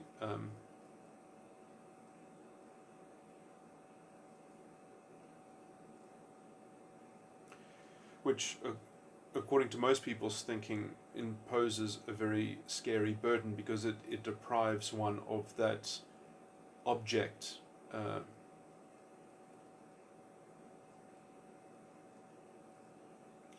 to ground one's sort of dichotomous knowledge and around, the object being, generally speaking, and this is a technical distinction, so I'm not going to explain every facet perfectly, but the object is a form of image that is the image of the self-conception. And so some people's image of their self-conception might not seem like that is a self-conception. It might not seem like that is the objectification of the future self, because it can pertain... It's interesting. I think there might be something integral about the third dimension.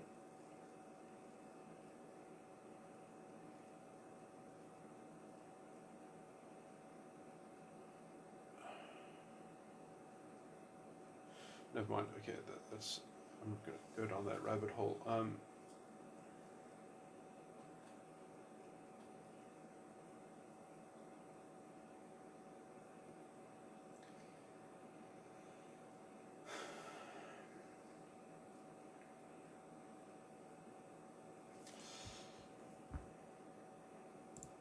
I'm going to read part of a discussion that I had with someone on this. Bit of a disjointed discussion, but I think I get into this issue.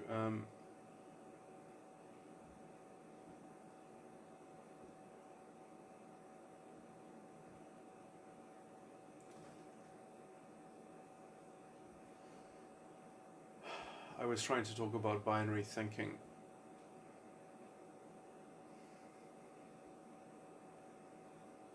And I was sort of exploring these issues, and I was probably saying things that were a bit embarrassing.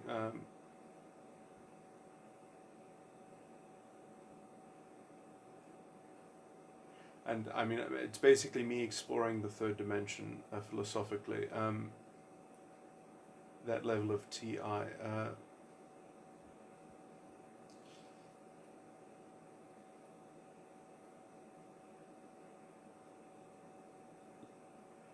I think it started off when he just asked me a simple question. So I started off with he asked me, what does universal utilization of hate of a hate concept mean? No, let me go back and read that first.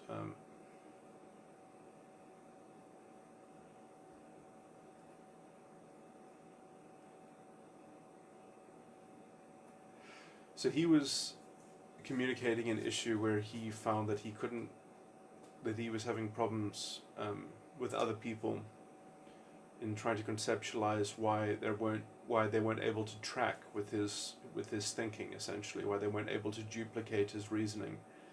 And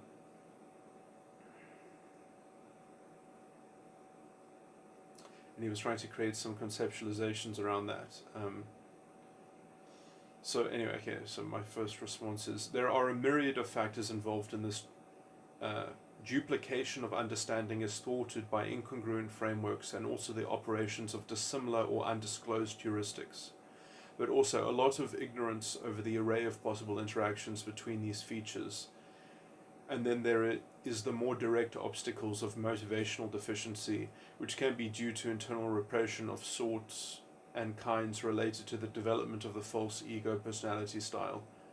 It is possible to make people aware of their cognitive biases, although perhaps not if they are using a sort of equality heuristic of presumed access to all, within the condition of good standing for all.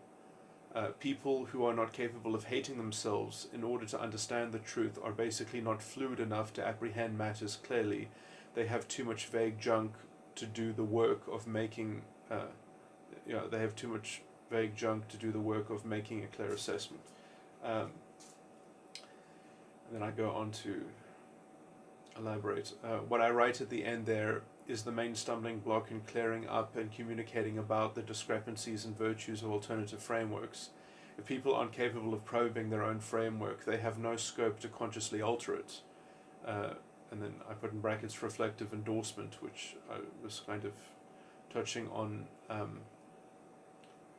a paper written by Catherine Elgin on virtue, it was on epistemic agency, that explored the importance of reflective endorsement as being part of the process of epistemic responsibility. Anyway, let me just continue. Many people have a sense and estimation of their own framework, and they settle on making excuses for it and universalizing those excuses in a politically edged philosophical bias. Most are incapable of being too direct or conscious about examining that entrenched and contorted bundle of begged questions. And then I said, my use of the word political in this context is a bit of a metaphor. The more technically correct word to use is partisan.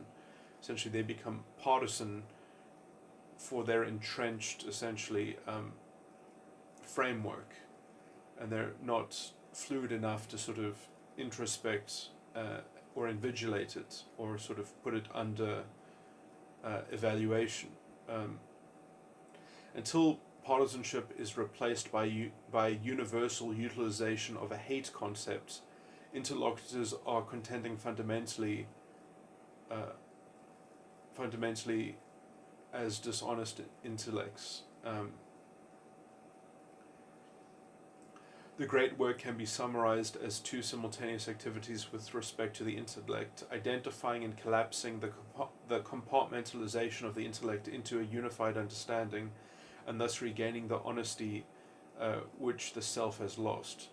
But many prefer ideological versions of philosophy which profess to have lost nothing and seek outwardly for validation of their own identity within their own partisan framework, whereas my system is more analogous with a form of enlightenment which has a resonance treatment to a form of dualism in which the understanding is replicating its dual nature within itself. Okay, and then I said that was a tangent, which that is a bit of a confusing tangent. That tangent can go on to exploring the notion and function of God, but describing a system is also dangerous, because that picture itself is not necessarily how the use of the system relates to itself, which is another further tangent which has to do with the 11th dimension and extroverted intuition. I think that there is a fundamental nexus between the third dimension and the 11th dimension in the formation of the false ego, or anyway. And I think that also would probably archetypally probably resonate with a lot of things described in Genesis as well. Anyway. And then he asked me, what does universal utilization of hate concept mean? And then I said something like Stoicism, and then I said, sorry, I'm a bit busy. Okay, so I said, okay, let me slightly clarify. My wording is a bit vague. I'm also implying the process of overcoming binary thinking. Often delusions and intellectual self-deception is clothed in a self-deluding diversionary settlement that is hinged to a zero-sum narrative, which is grounded by the delimitation of animism, which is a fancy way of saying the categorization of knowledge, of reality, into containers that set up a false moral binary or prime distinction in the filtration of one's judgment. The binary distinction pertains to the intellect foremost, which then projects a sympathetic binary onto sets of reality categorization. Here I'm just trying to set up the distinction between, let's say, the a priori mental ability, capacity, and the instantiation of a particular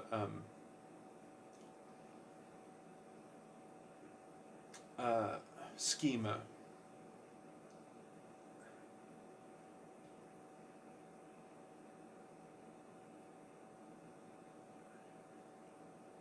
I should have continued reading here. Which then projects a sympathetic binary onto sets of reality characterization. This is all analogous to knowledge of good and evil in the context of an obscured knowledge of truth. And when I say knowledge of truth in that context, I mean the truth of the self is what is obscured in order to create a binary of the knowledge of good and evil, which pertains to essentially what could generally be regarded as how animism works. That when you start creating conceptual categories of verbs and how processes relate to one another within a particular language and label system.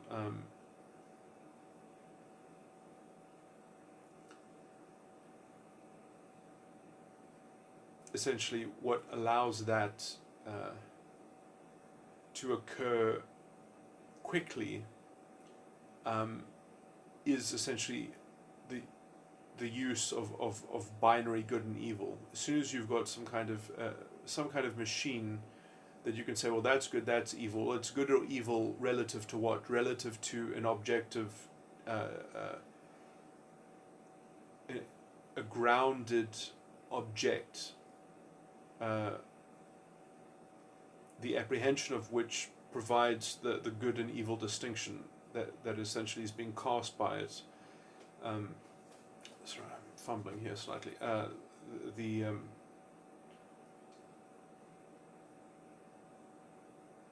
So essentially you have to have a fixed teleos in order to maintain a stable animism, which can, that is not universally true, but I'm saying that in the context of actual, the development of a false ego. And that is grounded fundamentally in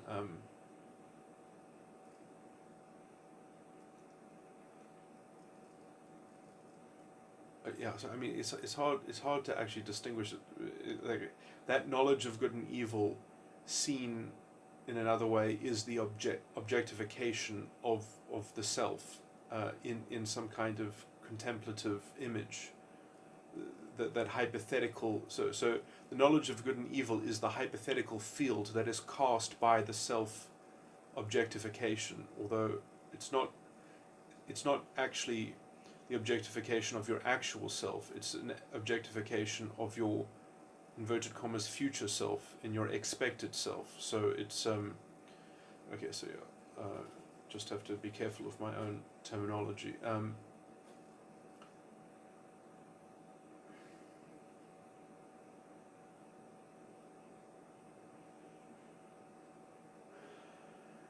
and that implicates that the knowledge of truth, or the truth of the self, is obscured in order to facilitate that very strange, convoluted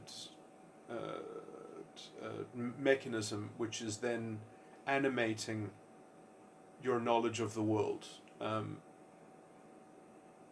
Okay, so accessing consciousness of those. So, okay, so I guess I'm saying, when I say accessing consciousness, I mean to sort of to peek under the veil of that unconsciousness. So accessing consciousness of those erroneous thought patterns requires a willingness to uncover those internal deluding and entrenched biases of that binary thinking. You have to be willing to challenge that, essentially. You do this by wiggling out of binary thinking on the level of your postulates and axiomatic responsibility for contending your own judgment. So you regain reflective powers by shocking the status quo, uncovering the dead orthodoxy and operating below it. So by mocking the orthodoxy contemplatively, this means reacquainting yourself with re-examination of issues and the character of your own choosing, by transgression of that rigidity within your own filtration system, and surveying the consequences of those possible forms of contemplative transgression. So I'm saying that essentially you don't have to physically transgress your own contemplative framework. You can just conceptually transgress it and see the possibility. So essentially you're sort of deflating your own holy cow. And your ability to deflate your own holy cow is essentially gives you that point at which you are re-examining the choice of your own character of deliberate contending things,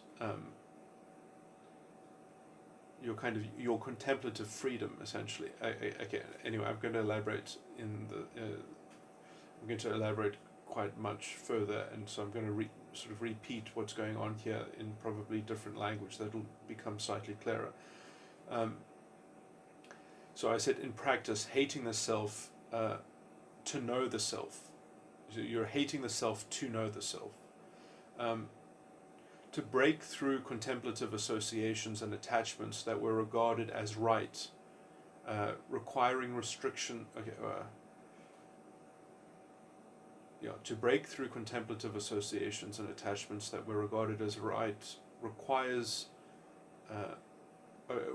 which did require restrictions of contemplative fluidity. So, like, if you believe that something is correct, and this is where the asymmetry within binary thinking needs to be fully understood, so that you can actually have a sharp and unified intellect, is that if you believe that something is correct, you're going to have to develop associations and attachments. There is no way around it, because you're going to have to align that correctness with something else that means the same thing.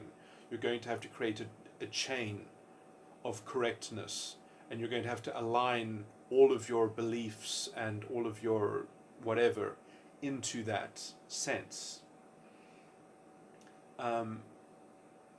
And it's going to grow as a kind of rationalism. Now that is fundamentally unsustainable and pernicious. But anyway, and that I can make a kind of inductive argument. I think I go into it later.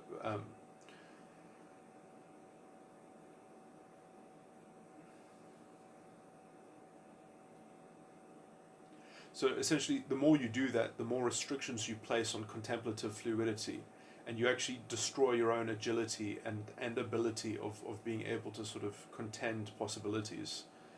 And you do that because you have to avoid being wrong in a ever growing rationalization of structures, which you have to continually validate all those structures. So you have to kind of, so you've got this growing garden that you have to continually tend to and the bigger the garden gets, the more sort of work it requires in maintaining it, and maintaining the health of all those things, because it's sort of you've really sort of unnaturally propagated something, and now you're sort of responsible for its upkeep.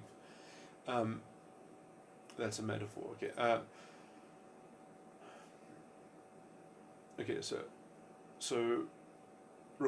So when you do that, it requires restrictions on contemplative fluidity so as to avoid being wrong, but in so doing, making true humility truncated and subject to a force of reliabilism instead of a living responsibilism. So you become reliable, you become the reliable dependent that the garden is counting on to continually maintain it.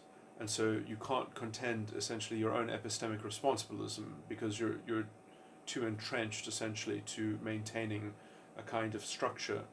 Okay, and then I said I'm butchering this a bit. Essentially, the container that the spirit defines its experience in, and then I said is an important qualification, defines, not live. So I'm not talking about spiritual experience. Sorry, I'm not talking about spiritual life. I'm talking about spiritual definition.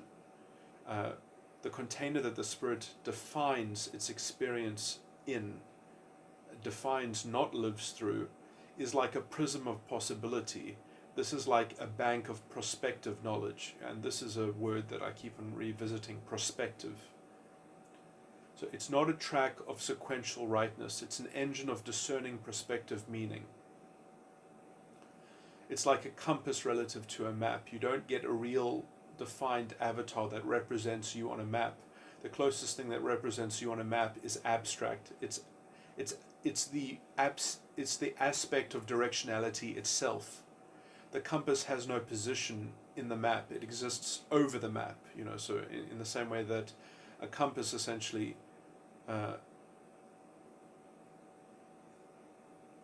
is a principle of directionality which is applied blanketly on the map. But then, I later move away from this metaphor because it's problematic in other reasons. But I was just trying to underline that one sort of metaphysical sort of intersection between compasses and maps. But anyway, I get into this problem. It can also be described as changing the game fundamentally.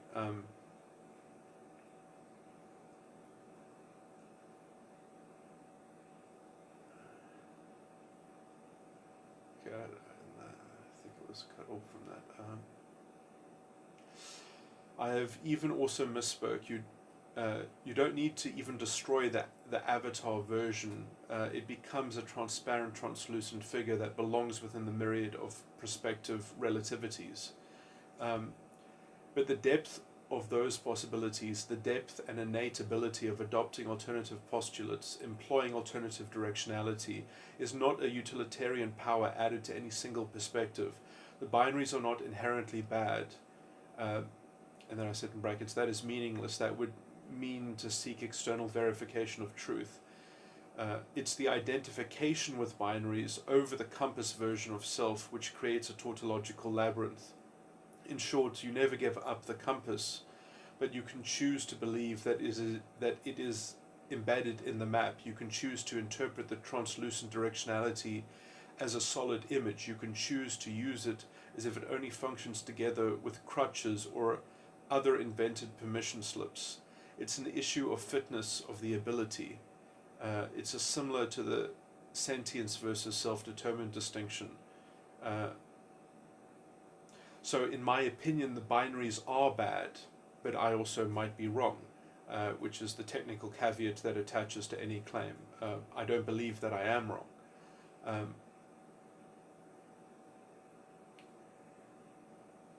So I'm trying to make like a pure philosophical distinction and then give sort of the perspective of my schema then subsequent to that.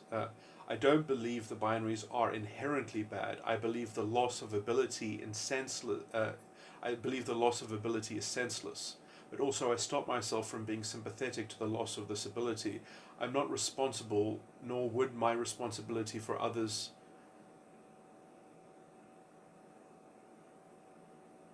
nor would my responsibility for others being self-debilitated directionality be a proactive or useful work towards assuaging it. In fact, rebuke is probably more enlightening on this topic.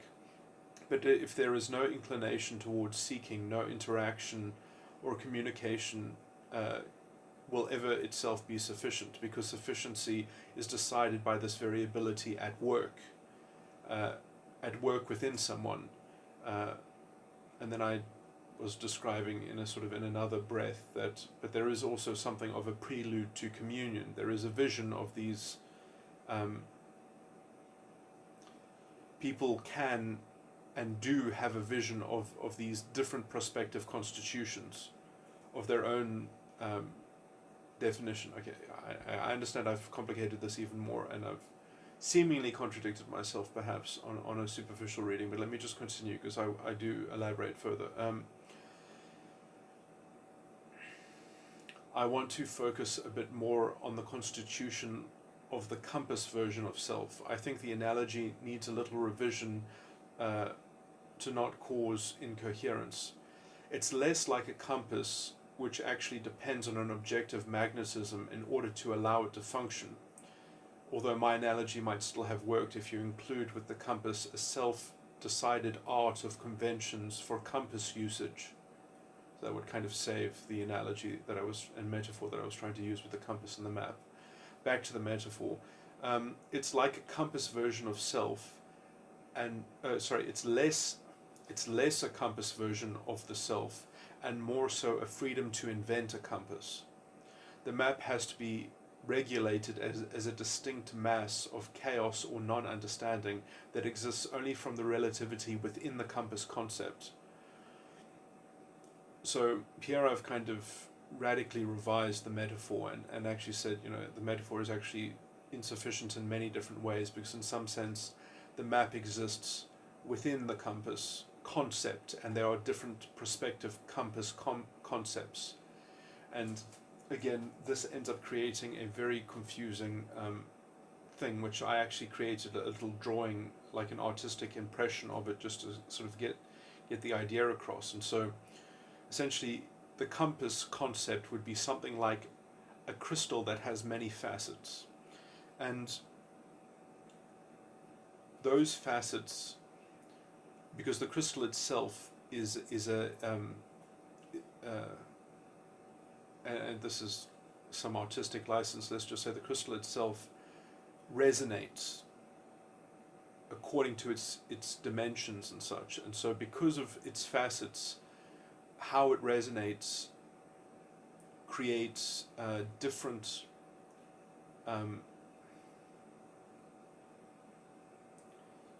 what are they called?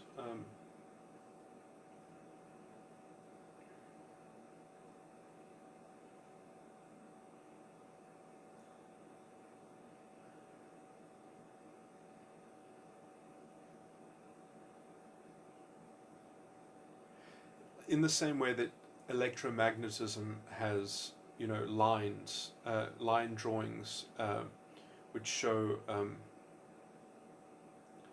the concentration of the flux, you get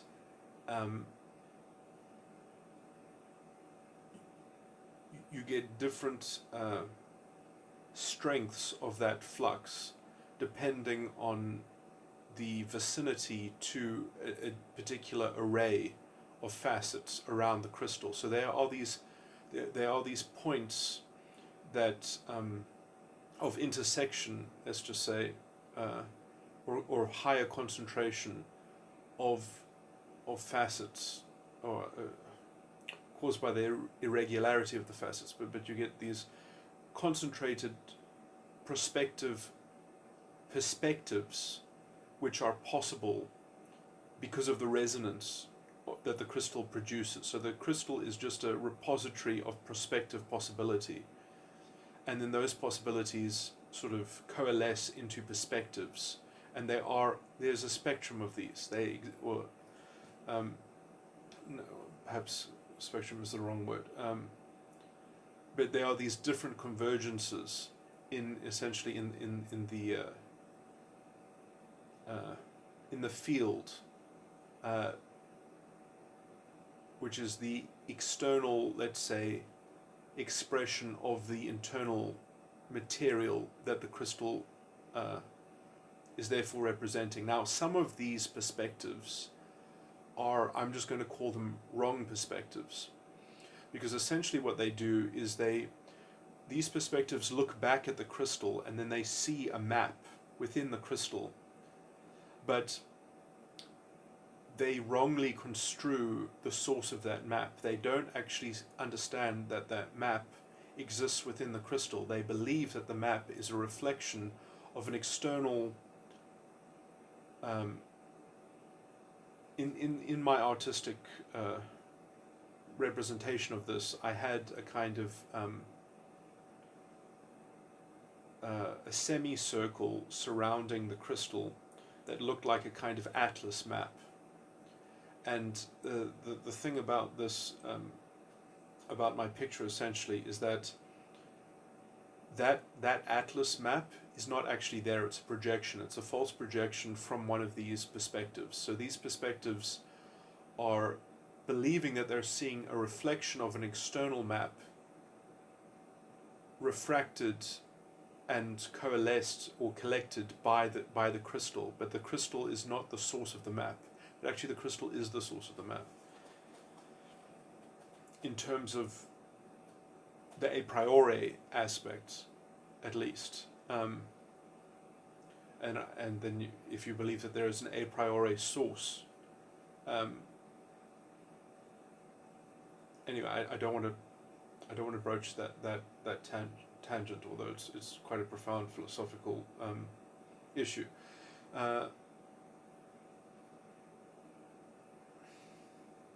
So there are three things. There's the crystal, which is essentially prospective possibility, which I'm going to call like general ability, and then you have the I. Now you are the I.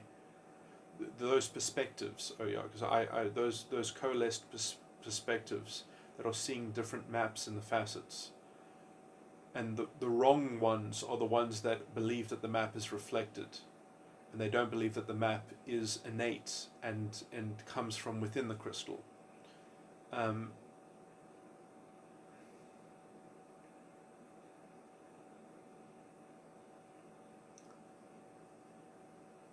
So essentially the false eyes believe in a false grounding to reality. They believe in a kind of, in an external story.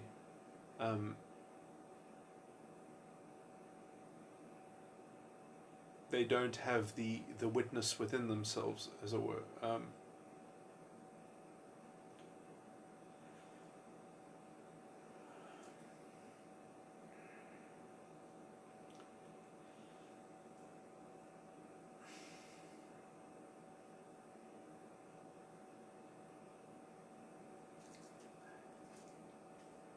Anyway, so it's important that essentially that potential external map that looks like the semicircled atlas, that must be fundamentally understood as false. But that doesn't mean that like it doesn't exist, because it does exist for the other perspectives. So, and now this is an important thing, is that in some sense that is in some way the only real thing that you can know. You can know that that is wrong. You can't know what is right, but you can know that perspective is wrong. And each of those wrong perspectives, and there are many different takes on in that wrong theme. It's a thematically it is a fundamentally erroneous way of thinking. But in the different makeups of that particular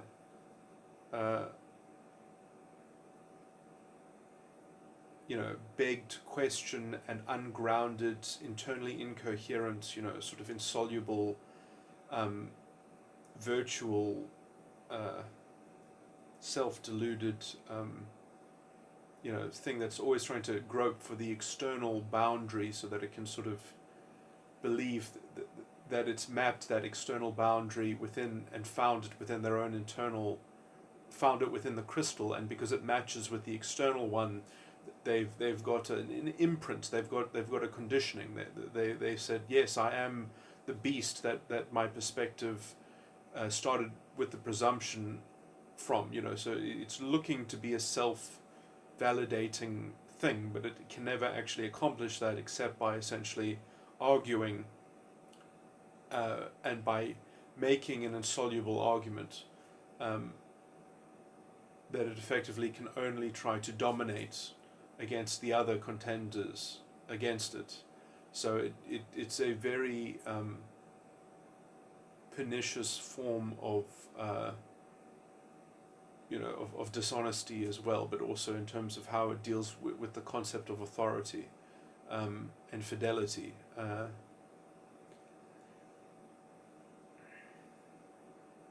Anyway, so you have to understand that essentially that projection of that semicircle external map is fundamentally darkness. It's fundamentally non-understanding. It's fundamentally empty and hollow.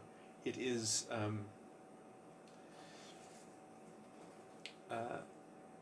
it's not even real in some sense, but to the extent that it isn't real, it also has damning consequences. It also has a particular influence. It has a particular edge to it. It has a very particular form of depravity. And so in a sense, these species of depravity, these species, you can be aware of them. And you can know, that is the thing that you can know. You can know those negative things. You can know how things are wrong. You cannot know how they are right, but you can know how they are wrong. And this means that also that then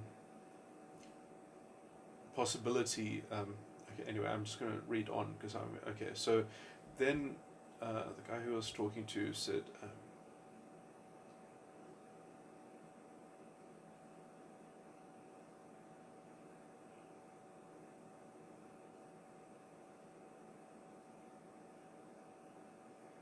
so he was trying to track with the things that I was saying. He said, we must not embed the self in that map. So he's taking me to say that, yet we must not embed the self in the map, which I supposed would be to become dominated by a false narrative.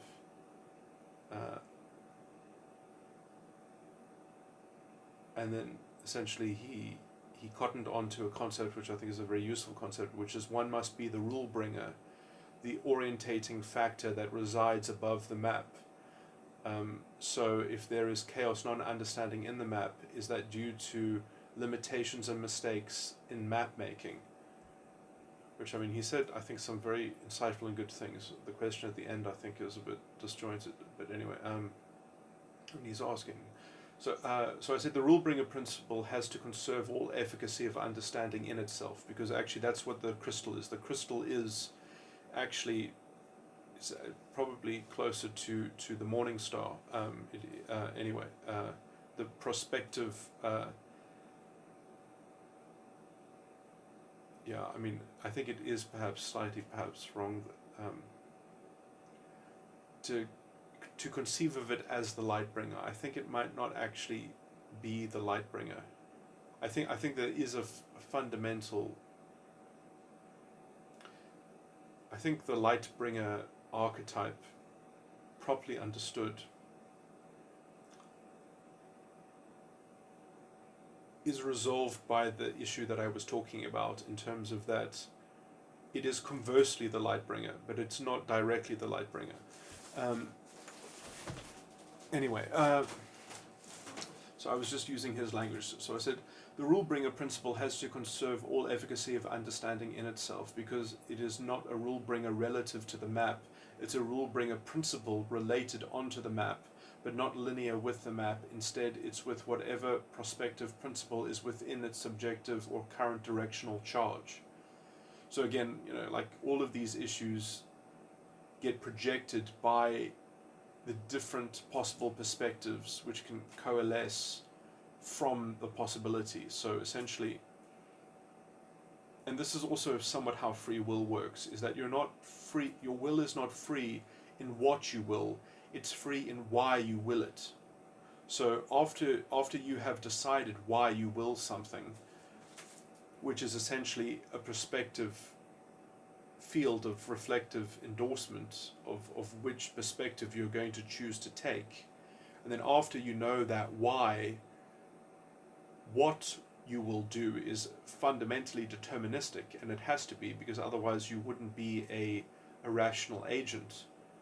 You would have to, obviously it's impossible to have free will and to be irrational.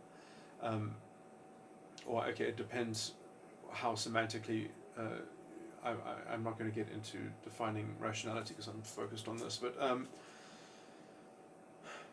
when I say rational, I guess I mean just in terms of internal self-consistency.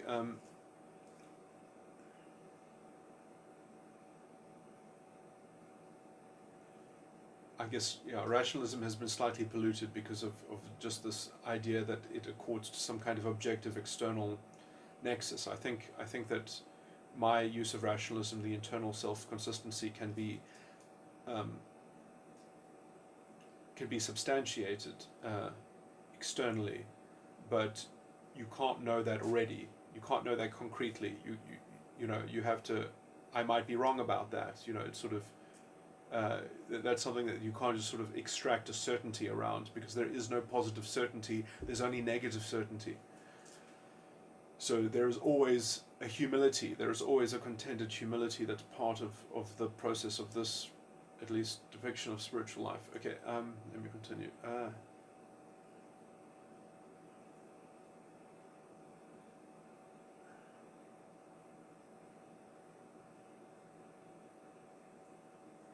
Okay, so I said,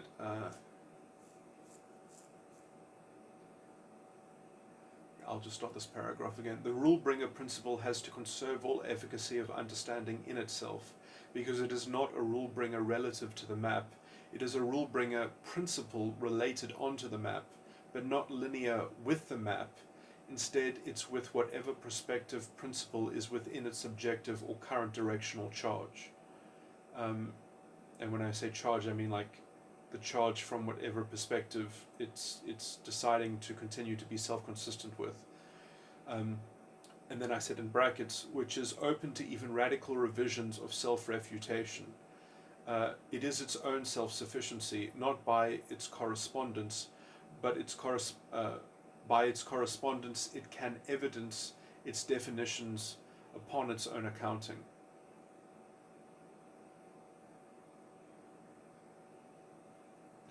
It is its own self-sufficiency, not by its correspondence.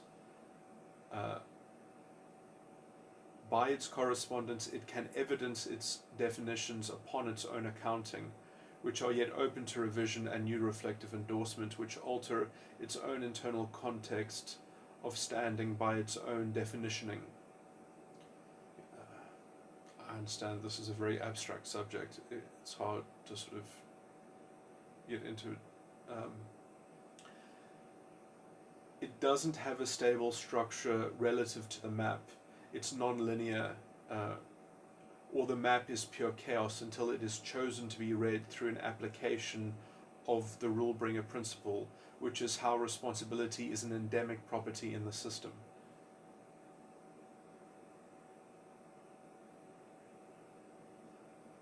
It is interesting that we have sort of both started using a word, rule-bringer, to describe this, and just the distinction between rule-bringer and light-bringer, because essentially you can see that the need for law in order to conceptually try to regulate and discern and find a medium in which these things can become evidenced and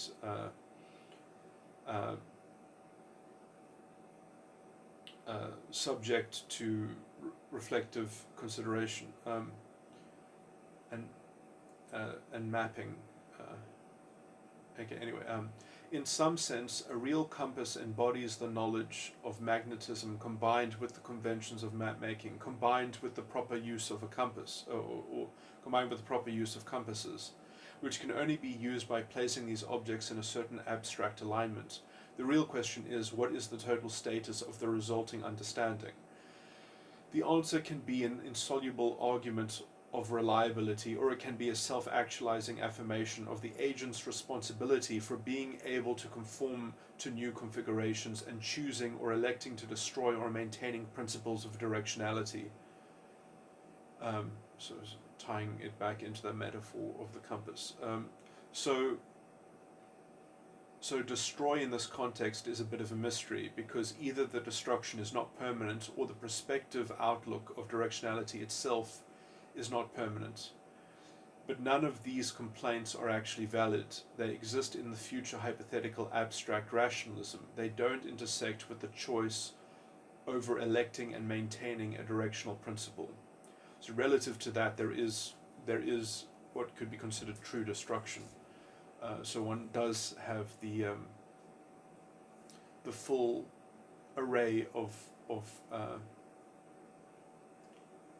reflective endorsement of being able to postulate anything that is even possibly prospective within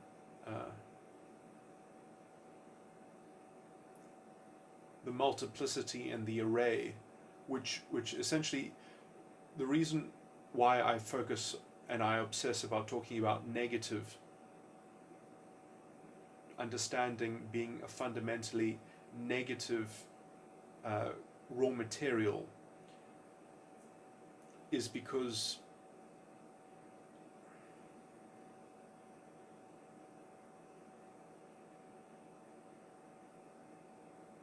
what was I just about to say at this point?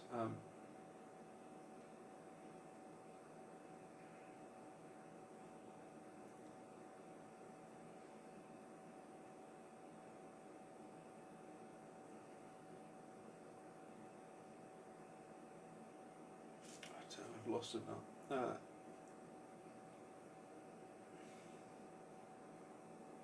The negative raw material. What is it?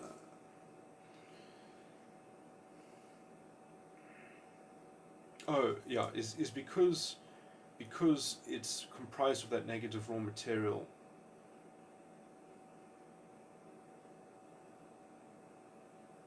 You have a real choice of differing perspectives. And you have a real multiplicity of those perspectives.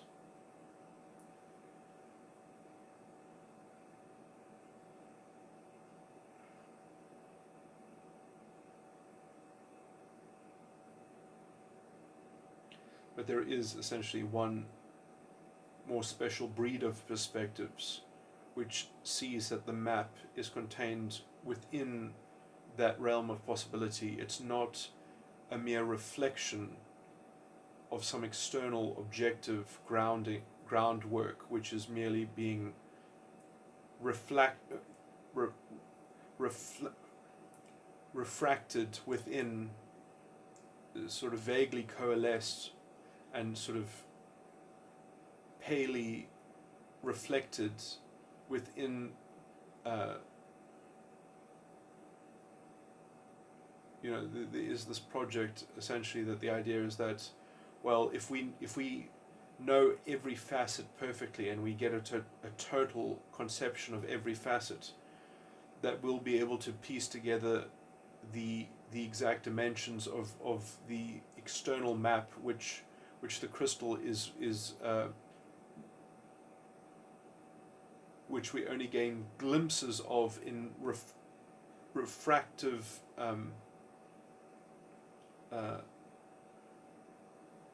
and compromised fragments of the external map. And then there are those who understand that essentially there is no external map, it's merely a decision between the different perspectives. Sorry, I was just trying to emphasize the point that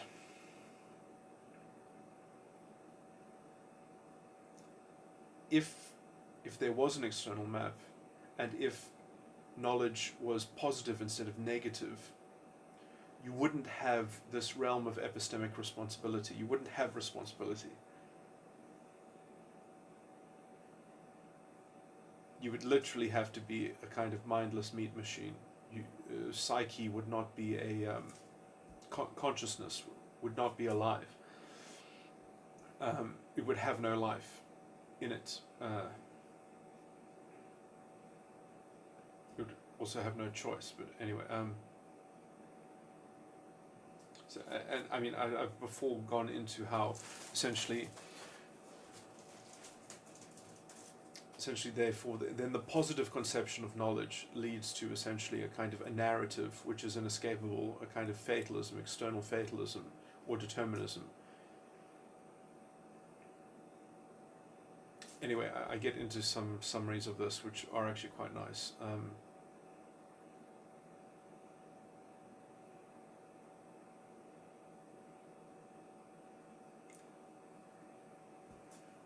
me just read the last thing again.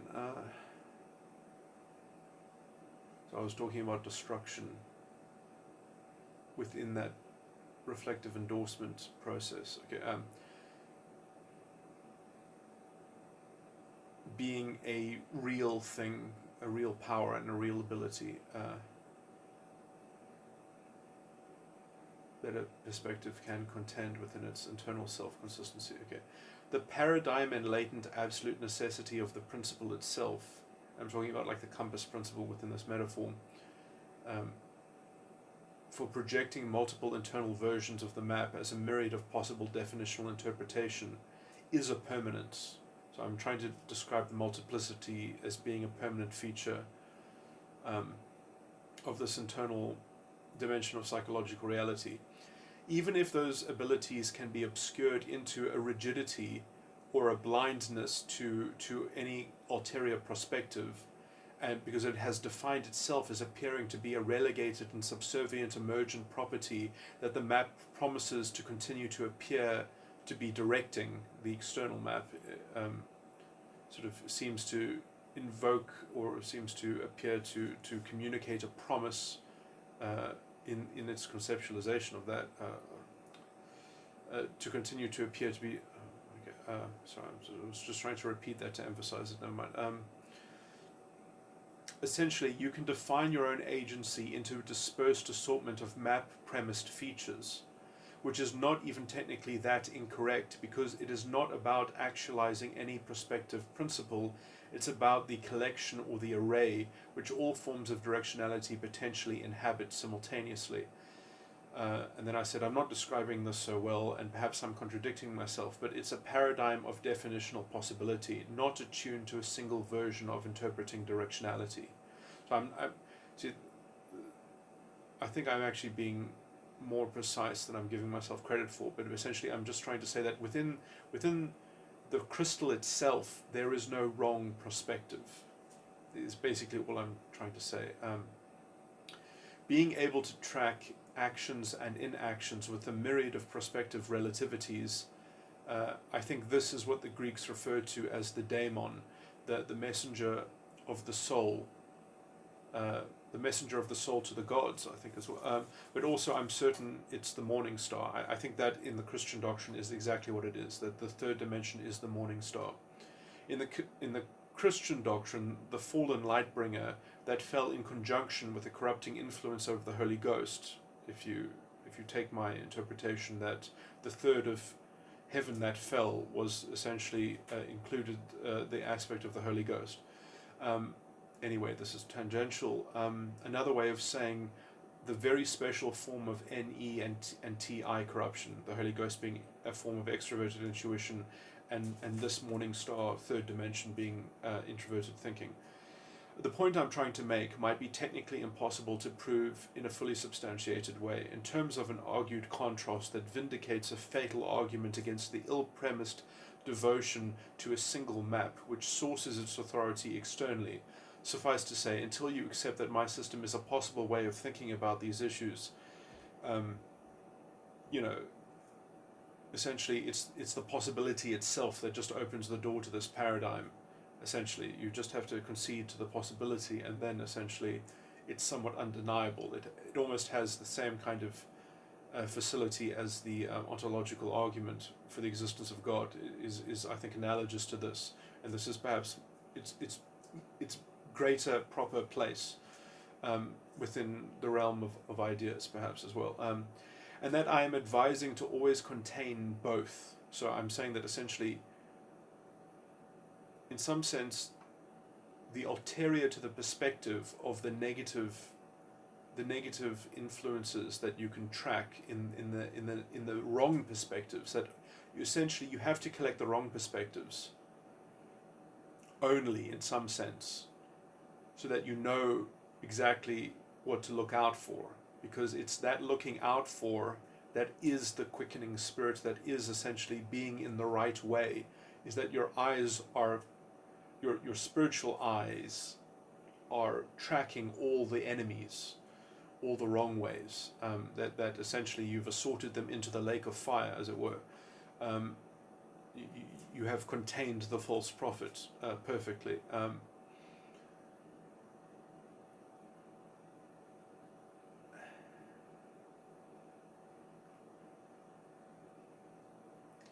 Okay, so that's what I mean by always containing both. Although the right way essentially is only by knowing the wrong ways. And that I'm advising to always contain both, and holding the contrasted perspectives within a definitional sensitivity. Now, the contrasted perspectives is not between the right and the wrong way, it's between all the wrong ways. That's the contrasted perspectives. Is that because there are many different negative consequences of the false perspectives. And those are the only objects which are stable in an intellectual sense. There is no positive stability, there's only negative stability, because the negative stability can compound in an inexhaustible way. And that is what creates the kind of the richness as well, but in spiritual life. Because essentially it's always an obstacle, it's always a very sophisticated thing to sort of to have to dance around. It's almost like a dance. It's a dance that transcends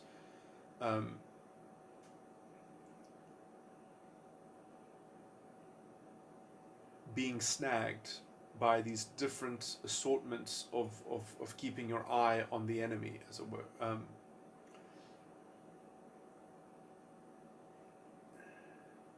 And it's not the eye on the immediate enemy, it's on the prospective enemy.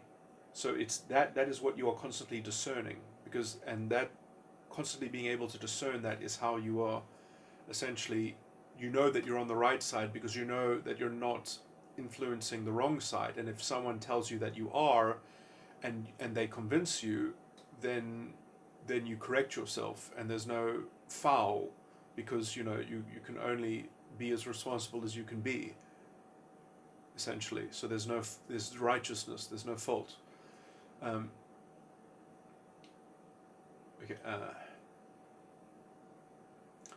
the awareness is a potential sensitivity. So that's a lot of conditionals there, because it's an awareness of a potential sensitivity, not an actual sensitivity, but a potential sensitivity that are even contains contradictory prospective views and courses, because there is an ongoing choice of your alignment of directionality to be made from a bank of possible outlooks. It is wrong to negate these potential threads from the perspective of your ability of choice. So you're always aligning yourself, you're always choosing against those things, essentially. There are a myriad of internal maps that are drawn from the chaos of the external rudiments. There is an external potential well of chaos, as in the identification with that external map, and potentially also a sympathetic internal chaos because of being imprinted by that conception of that external map, but also a potential principal form of an ongoing or journey in an internal directionality, which becomes the source of delineation, which can be used to found responsibility in other deeper levels within this part of the system. So I guess I was trying to say that I can describe responsibility, but it happens on a different level to this sort of field of possibility, because essentially I'm just dealing with a very particular form of introverted feeling, which actually is the foundation of other functions, which is actually in its immediate form, it is the foundation of introverted sensing. But anyway, and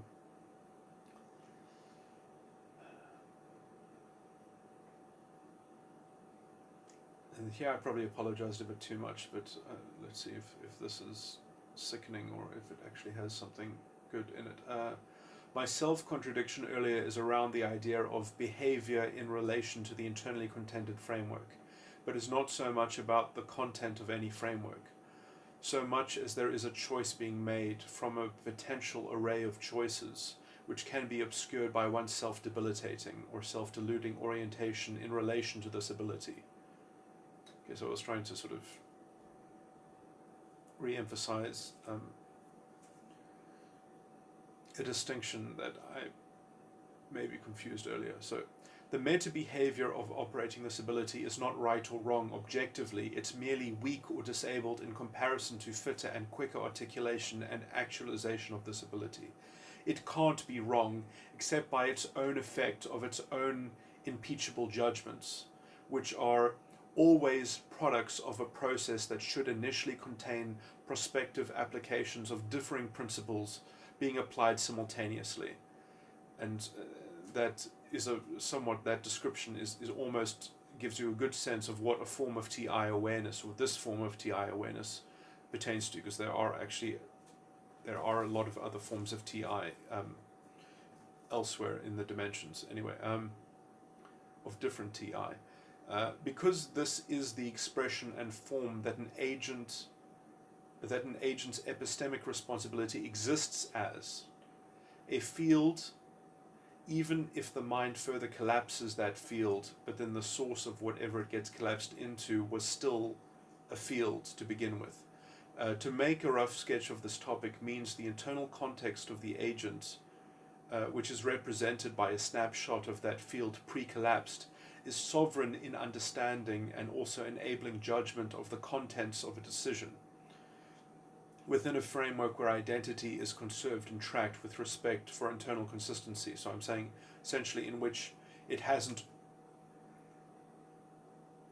with such a prospective self has not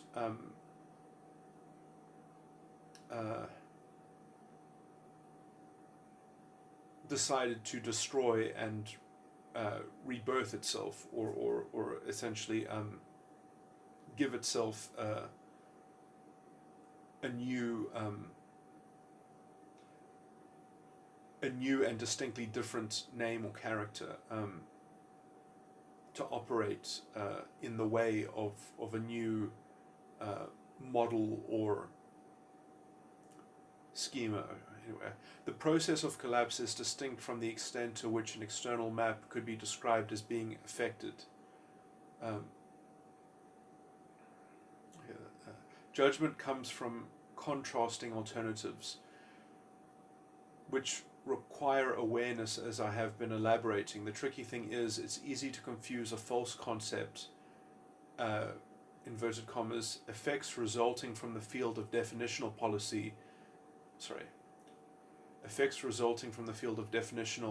possibility. It's easy to confuse a false concept, effects resulting from the field of definitional possibility, in order to disassociate from the true conceptualization of, inverted commas, your own effects of what you chose to elect as your directionality mechanism from the field of potential directionality. The easiest way to remind someone that this ability is real is to rebuke them for not articulating accountability for using it. The blame, when accepted or owned up to, is itself the ability and place within the mind which allows your consciousness to clearly witness this room, in which this procedure does and has occurred, and that procedure will even be recovered from unconsciousness. I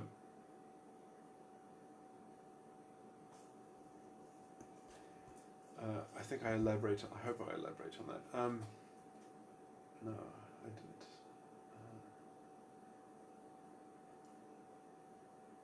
Because that's actually a very sort of important, sort of practical illustration of these things, that essentially,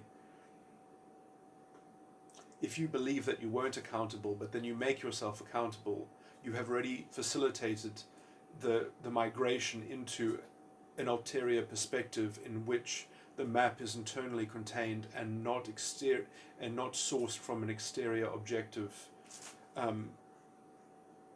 contemplative grounding, which is fundamentally begs its own question and that can't ever actually be confirmed or validated. So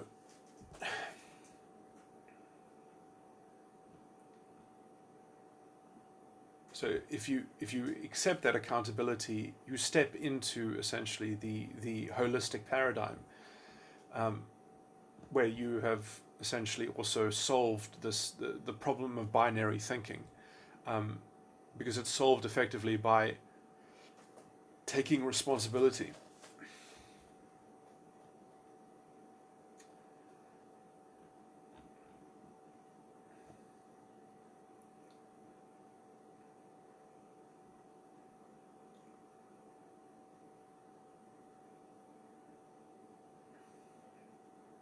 Why did I get into this? I was talking about something else completely different. So I was talking about the technical explanation as to why negative knowledge essentially is the only real composite, and it has to do with essentially definitional authority, I guess, on some level. And not being made subject to a narrative, which then you become a beast and conditioned there too. Although faith, even the correct faith, you can also become a beast relative to faith, because it can also be summarized as a narrative. That is why you have to even overcome your own faith, as it were, and that really pertains to keeping the pristineness of these internal dynamics, because essentially the whole explanation that I've just laid out, if you track with that and you kind of follow it and you say, okay, well, you can tell yourself that is what you're doing, but you're not actually necessarily doing it. And so, this is the thing, is that are you doing the narrative or are you doing the actual process, as it were? And faith has that trap built into it.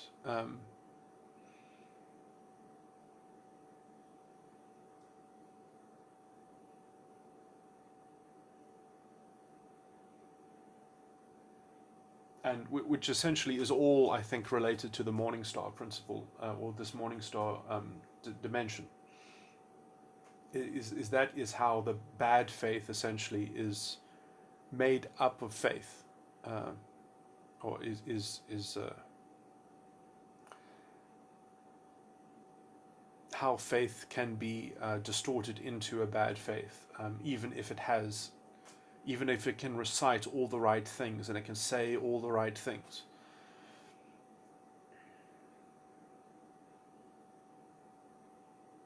But it's not doing it.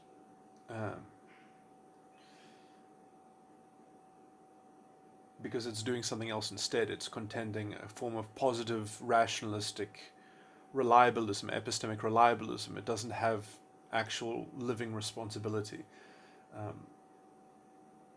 It's not taking accountability for the role that it's playing in the narrative, and so essentially you can say, yeah, I could see what I'm doing from the wrong perspective in terms of the definitional composition or decomposition of my life, that I can choose to decompose it into definitional categories and perspectives. But which one am I actually seeing through?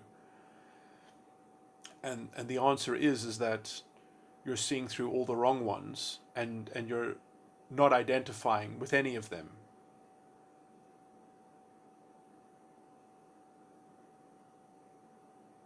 But you're actively avoiding them. You're actively not acting in league with them.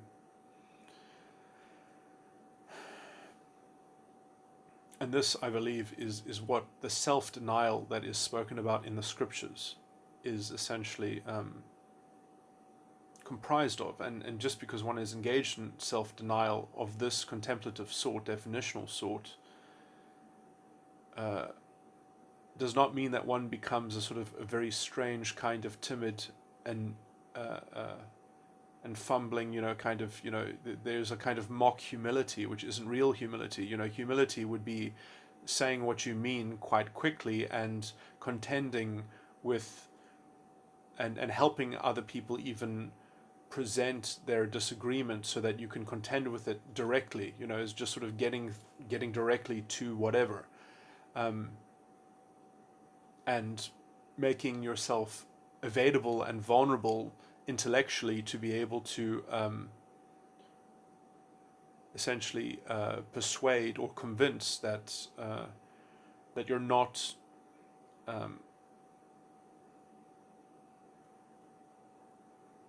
that you are capable of substantiating and defending your line of reasoning, and if you're not able to uphold that contention, with good faith participants.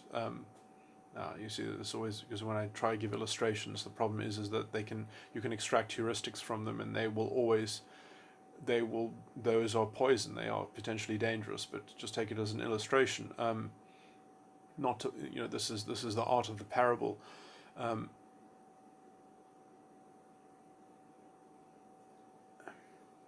Which I'm not giving a parable, but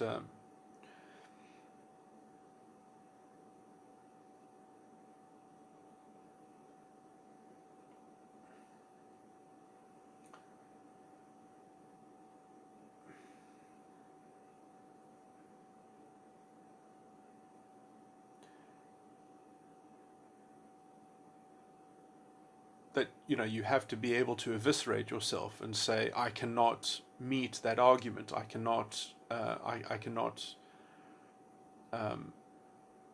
persuasively overcome that counter argument.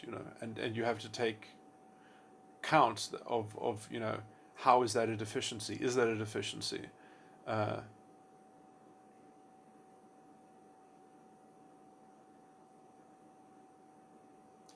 And okay, I mean, right now I'm trying to reach sort of the ad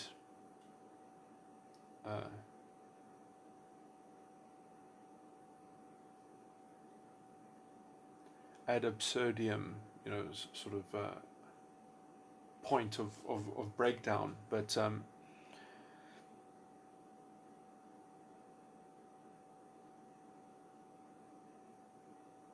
which doesn't make an illustration that useful actually, but this is why parables are better.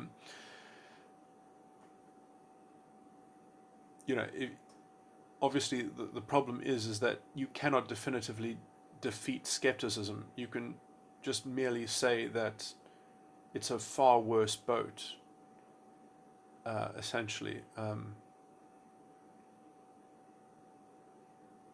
I mean, the problem with skepticism is that it's a fundamentally misanthropic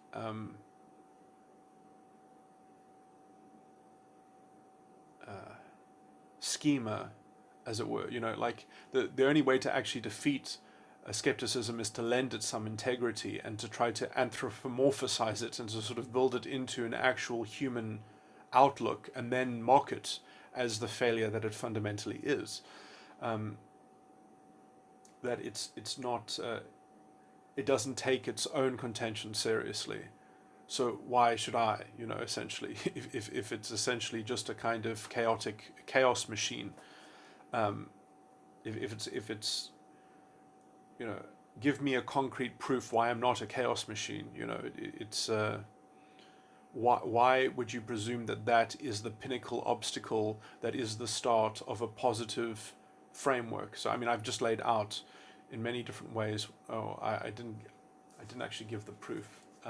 Why the positive is fundamentally pernicious. Although I did give an inductive illustration about how it leads to an untenable chain of positive rationalism, which ends up effectively removing all choice. There's no even understanding of fluidity and possibility. It just ends up being, well, that should have already been essentially solved or something like that. So it looks through choice and deliberation. It looks through accountability. It is a very dehumanizing perspective. Shares a lot of political sort of themes in most totalitarian, essentially where you end up grounding epistemology in a kind of fudged, sort of collective project of, like, well, our genes or our blood or our nation or our ethnocentric spice, has a particular sort of destiny, that we are the conduit thereof, and so we must be responsible vessels to this exterior process.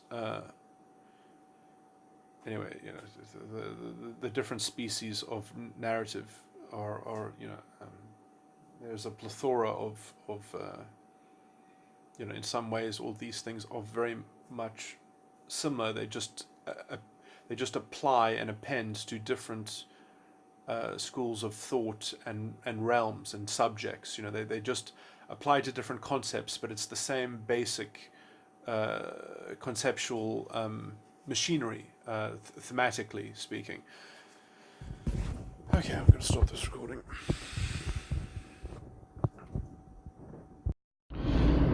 I was thinking of two things to talk about. I wanted to get back onto, let's say, a further elaboration on the topic of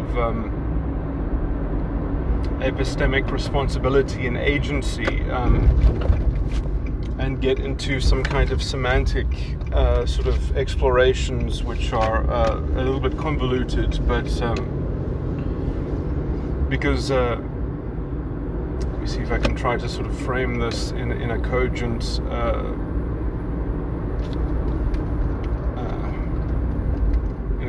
little note, but the famous formulation that ought implies can. This has been the center. A consequence of this has been a center, or the effect, or the interpretation of can, I believe, is a center of a kind of a philosophical confusion, because, and this is going to sound strange perhaps, but can does not imply might, or rather, if something can happen doesn't mean that it might happen, or that might is qualified by the agent's deliberation, or a deliberate responsibility, and I can sort of, so I mean the issue is that can seems to imply or conflate importance.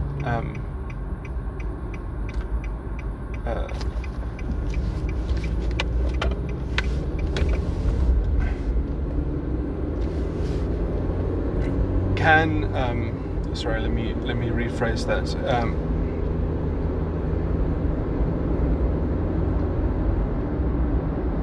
Can usually attaches to possibility itself, whereas possibility is monitored and regulated essentially by agency.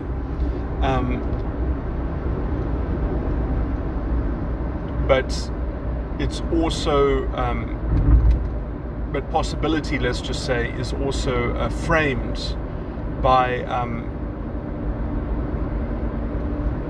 other external non-linear issues that line up, or that seem to impinge on framing possibility. So it really all depends on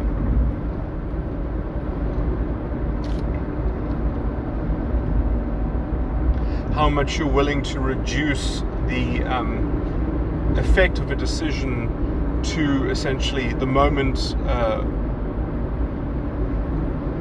before the agent has reflectively endorsed something,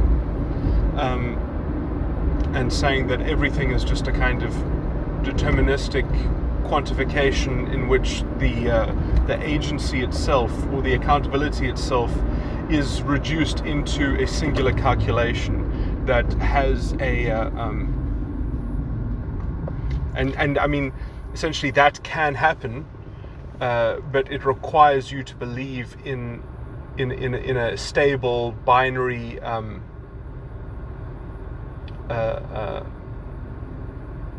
process of evaluation, or filtration system.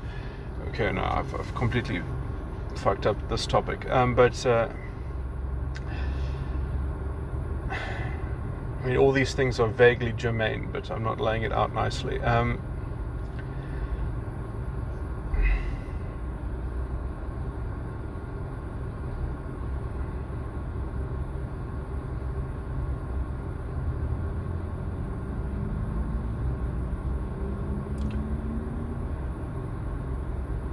So essentially, the question if something might happen, and I mean, I guess, semantically, it depends on the context of what, like if you're building into the use of the word might, which there is no implicit implication,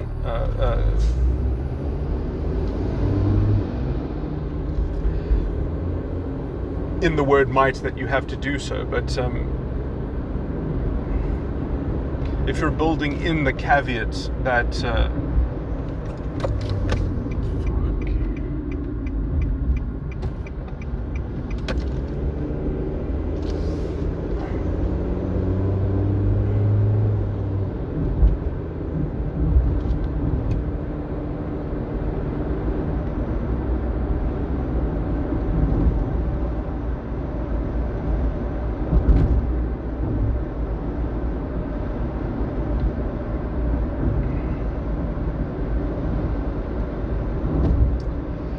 that might is attaching to a plurality of potential agency. If you make that qualification, that might essentially is imagining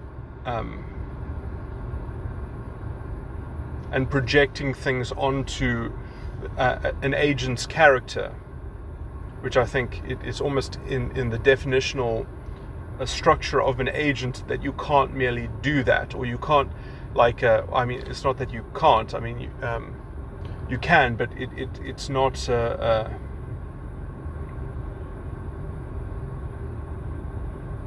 if you do so, you are creating a speculation and a conjecture, which cannot be stably substantiated.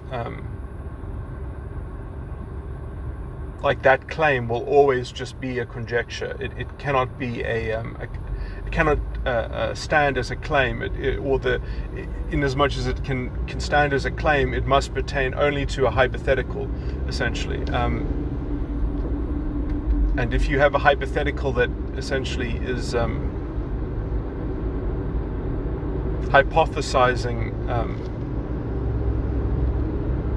a different character for an agent, then it's, just in terms of definitional identity, you're not talking about the same thing. You're talking about an imagined figment at that point. You're talking about a completely contrived fiction, which you're essentially projecting on. Anyway,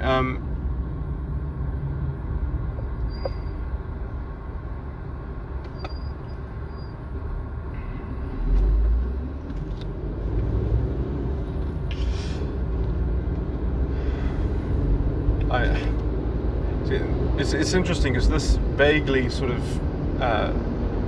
relates to identity politics to a large extent, in terms of the actual mechanics of its adherents, in terms of how they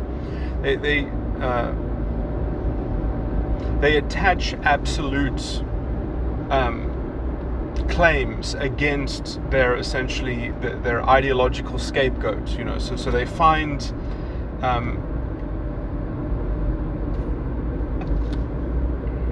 someone to effectively absorb the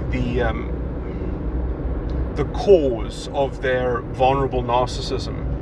It's interesting, but I would say that identity politics is a form of vicarious vulnerable narcissism, and it's only vicarious in a technical, intellectual sense, in that the identity is the vulnerable narcissist, the identity that they are the representative to and the supporter of. That is a vulnerable narcissist, and then they can sort of tap into the deployment of that vulnerable narcissism at will, if they are acting in the name of that identity. So the in the name of, that is somewhat the vicarious component there, which essentially means that it doesn't have exactly all of the manifestation of vulnerable narcissism, because it has to be intellectualized, it has to be rationalized. But I would say roughly it has all the, apart from that sort of somewhat complication of it having to be ideologically rationalized,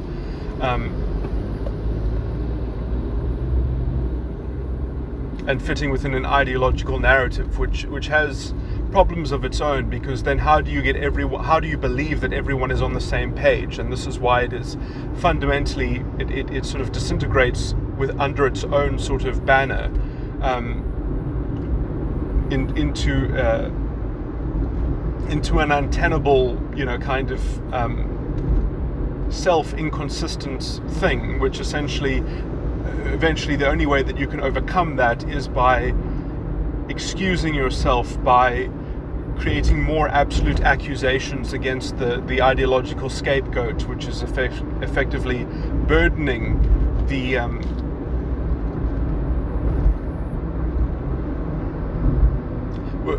which is being projected upon and taking the burden of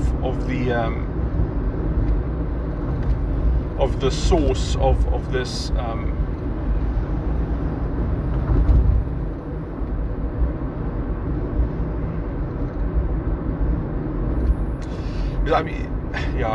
a lot of these things have to do with, I would call, epistemological pluralism. Is that because essentially the worldview of this vulnerable narcissism is fundamentally pluralistic. The only way that they can actually have a canonical sort of track to make progress upon is to find essentially someone who can bear an absolute claim, and so that is their enemy. Their enemy is the one who essentially is crafting the absolutist foundation upon which they can organize their knowledge and their arguments and how they can even contact themselves. So it's quite ironic, because exploitation and oppression being the absolute evil and having an identity that represents that absolute evil is a necessity for them to even know themselves, because then it gives them a particular sort of license to imagine what they have lost, and they are essentially making that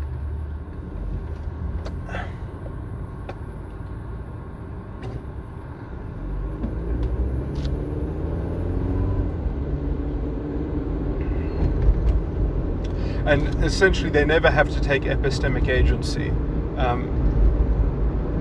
and epistemic responsibility. That is burdened by the scapegoat.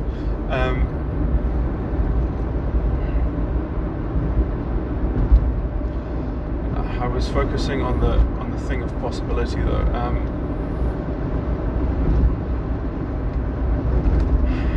Okay, so let me try and talk about this. So ought implies can, and can is something that essentially exists within the prospective possibility of the the ability of the agent to manage the procedure of reflective endorsement. And agents by definition have that capacity, so they don't actually have to do it, but they have to blame themselves for doing it. They have to hold themselves accountable as if they did it, even if they didn't do it in a particular case, and then they will have that ability to do it and to continue to do it. So it's not a question of what has happened and what is happening. It's a question of how it has happened and how it is happening. And essentially, to get into this frame of how it is happening from now into the future, is that you take the responsibility and the accountability and the blame for how it has happened. So it's slightly revisionistic in the context of how in the past, essentially, and that really has to do how property, right? Because then essentially how has a kind of fluidity within it. It has a form of agility within it. There is an ability to use that how property in that discerned way in which you see that. So your map of how these things work internally and your ability to postulate about that how in the way that I've just described, how you are referencing how things happened. So the how in the present, which is referencing how in the past was utilized.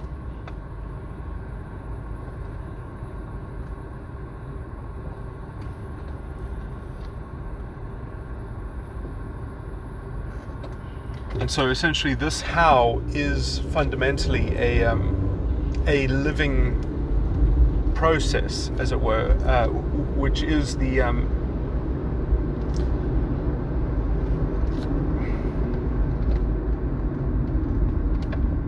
which, when it is definitionally interpreted, can be understood as a prospective generator of inexhaustible possibility.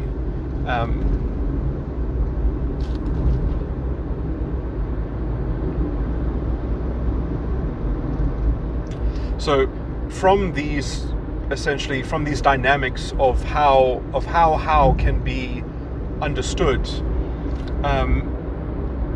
that leads to, let's say, a definitional kind of codex, right? A definitional array and multiplicity. And so what I'm trying to do is translate, let's say, a fundamental understanding of even understanding itself, and then how that translates into a definitional array of multiplicity.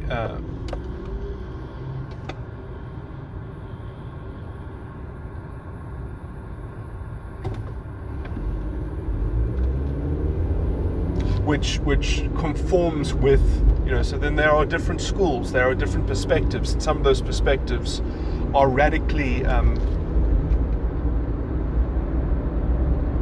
let's say, dependent on an external locus of a source of creating definition, and some of them have an internal contending and its internal witness, essentially, of the truth, rather than having essentially an outsourced witness for the truth, which would roughly also accord to perhaps the scriptural archetype of the false prophet.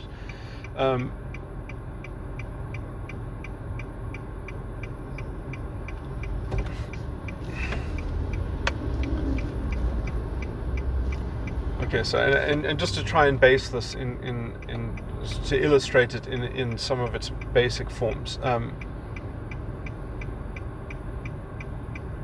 Ought implies can, but can is not the same thing as what might happen.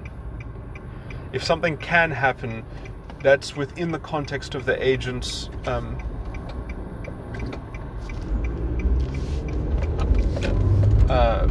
power of agency.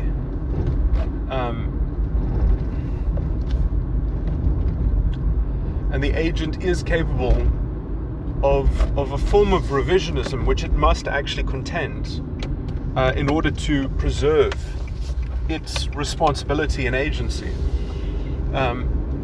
Because if it doesn't ever start trying to do it, it doesn't ever access the capacity and the actual space. Like as I've practically described before, if you didn't know about this way of thinking, if you don't blame yourself for not contending the way of thinking, you don't create the actual procedure in your mind in which it actually functions, ever. So you just complain that there's not the material, I don't have the confidence. Well, then why didn't you just revisionistically sort of invent it? I'm using the word revisionistically sort of as a sort of to force myself to steelman this concept, but it's not really revisionism. It's within the ability, it's within the natural purview of the agent to do so, to apportion that, to stoically burden that on the self and not on a false binary and finding some kind of target of some kind of source of absolute sort of epistemic sufficiency that is externally located, therefore, and that everything then you can only know things in relation to a matrix of objectification that has that as its starting point of rationalization.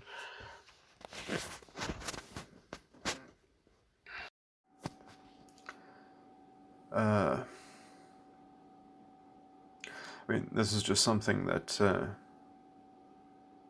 I need to somewhat add into the speculative mix in terms of coming up with a potential synthesis of grounding the emotional tones in the components of the 17 dimensions, as opposed to just the kaleidoscopic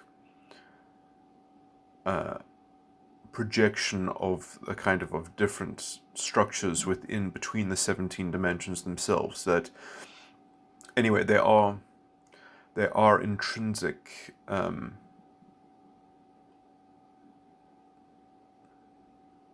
some components of, not some, every dimension of psychological reality has components which are shared by one other dimension, by the immediately preceding or immediately subsequent dimension of psychological reality. And that means that every dimension itself, because essentially there are two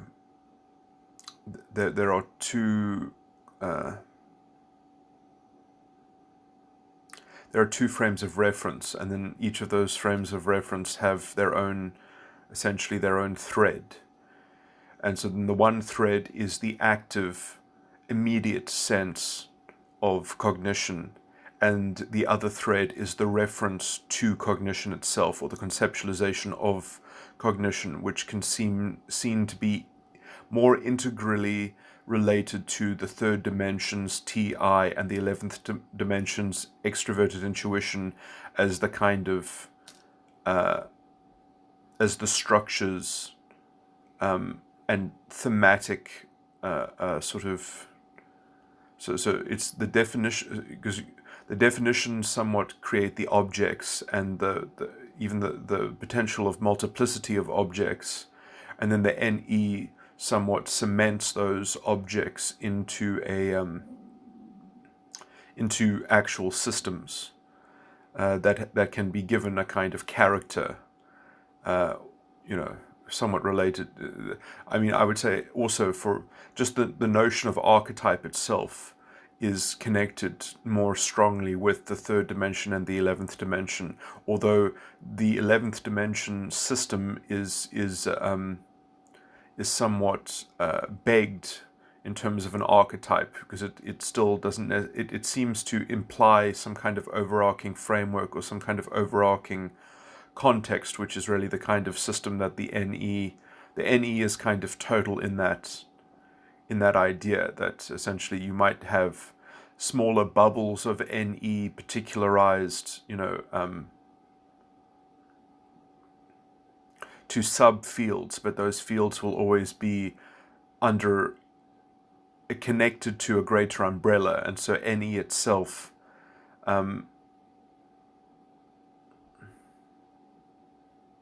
at least in connection with the third dimension, requires a somewhat of a total system.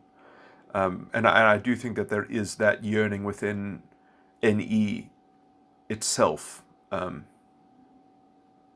is to be complete. Anyway,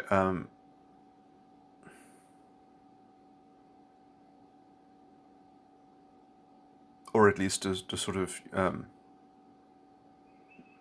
yeah, and that can also be related to skepticism and such, but or in terms of how I characterize and criticize some kind of skeptical outlooks, but at least even skeptics are trying to be consistent on the level of extroverted intuition. So even though that they might sort of solipsistically or just sort of doubt, they are almost trying to rationally contend something that is consistent to extroverted intuition, even though it's kind of embarrassing, and in fact it almost begs the question that TI, internal consistency, is just a kind of, is a mirage, or is somewhat, that it's just displaced by some kind of objective narrative,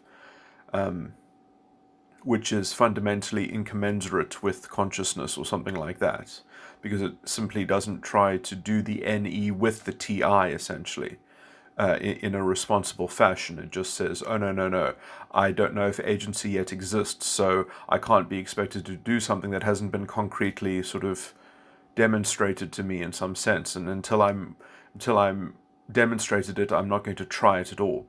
Anyway, just back to the point at hand, is that essentially that then there are these two things, but they're not exactly two-way streets, because the shared the thread, because the same component of a dimension of psychological reality is not in two different dimensions on the same thread. It's only if you sort of overlay the threads that you get that, well, the component in the one thread is in the prior dimension, and in the other thread it's in the subsequent dimension. And so they only impress upon each other if there is a moment of conduit, or if there is some kind of mechanical nexus, or some kind of thing that is happening that is essentially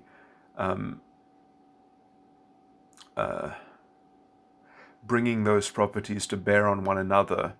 Or, I mean, I guess you could say, because both of those things are running, I mean, this is the archetype of the record and the witness, essentially, that the and because it's kind of like a subject or object, whichever one you take to be the subject, the other one is the object, so it's hard to say exactly, because you can almost semantically conflate them into the other. As long as you invert them, you could say that the immediate reference is the witness, and the the immediate experience, the immediate cogniting is the witness, and then the kind of the reference to its own past participle or conceptualization of that cogniting, the model of its own mental state, is the reference in some sense. And so, and by the way, this is also somewhat brings in a sort of a mysterious feature, in that you don't really get consciousness until you get the third dimension. The first two dimensions could be seen to be purely mechanical and somewhat deterministic on some level, but because the third dimension is an actual feature of the mental landscape, because TI is something that is done, that is the character of agency itself, that is the identity of the agent, is its TI calibration and access and ability. And so TI is more is better conceived of as an ability than a behavior. And I've almost spoken of that practically in terms of how it can be related.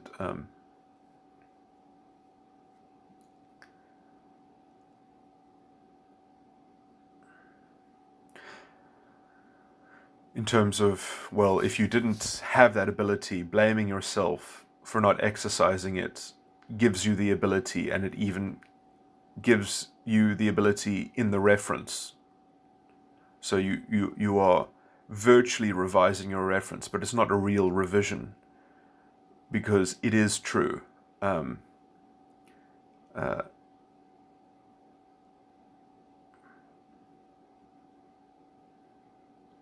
Because it makes it happening.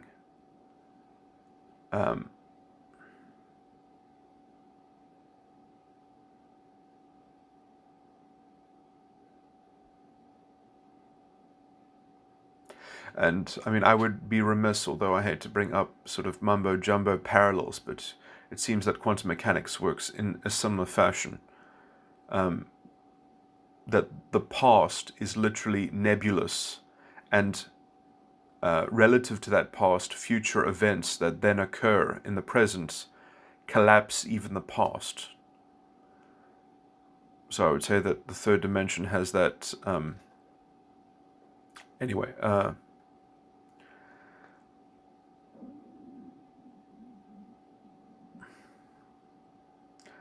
So I also maybe wanted to get into some of the kind of poetical stuff, talking about the morning star, but that really just becomes a sort of metaphor. But and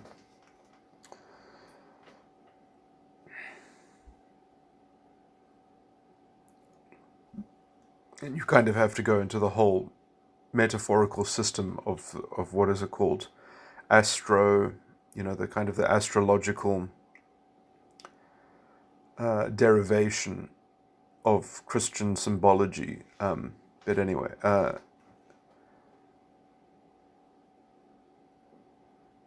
there's a kind of the overarching sort of paganistic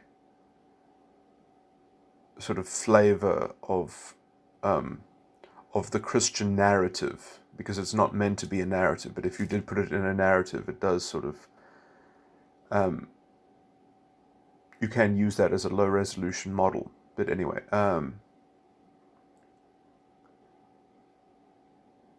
you can imagine some alchemist worked out that this is the macrocosm, and therefore it is the map of the microcosm of the internal psyche that is just a reflection of the macrocosm. And so they literally just kept on looking until they found a replication essentially of the internal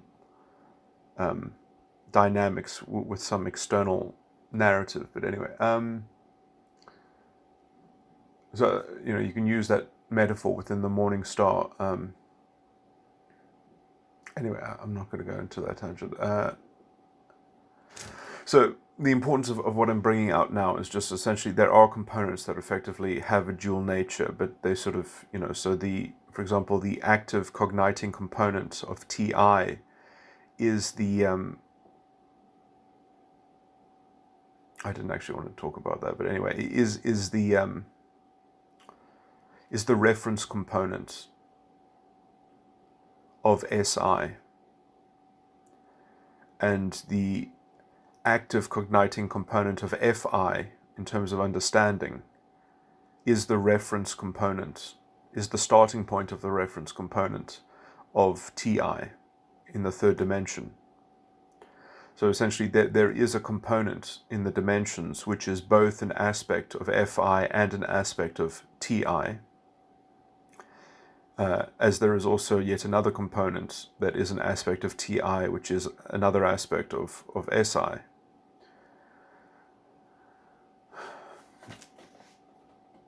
And so these components might actually be central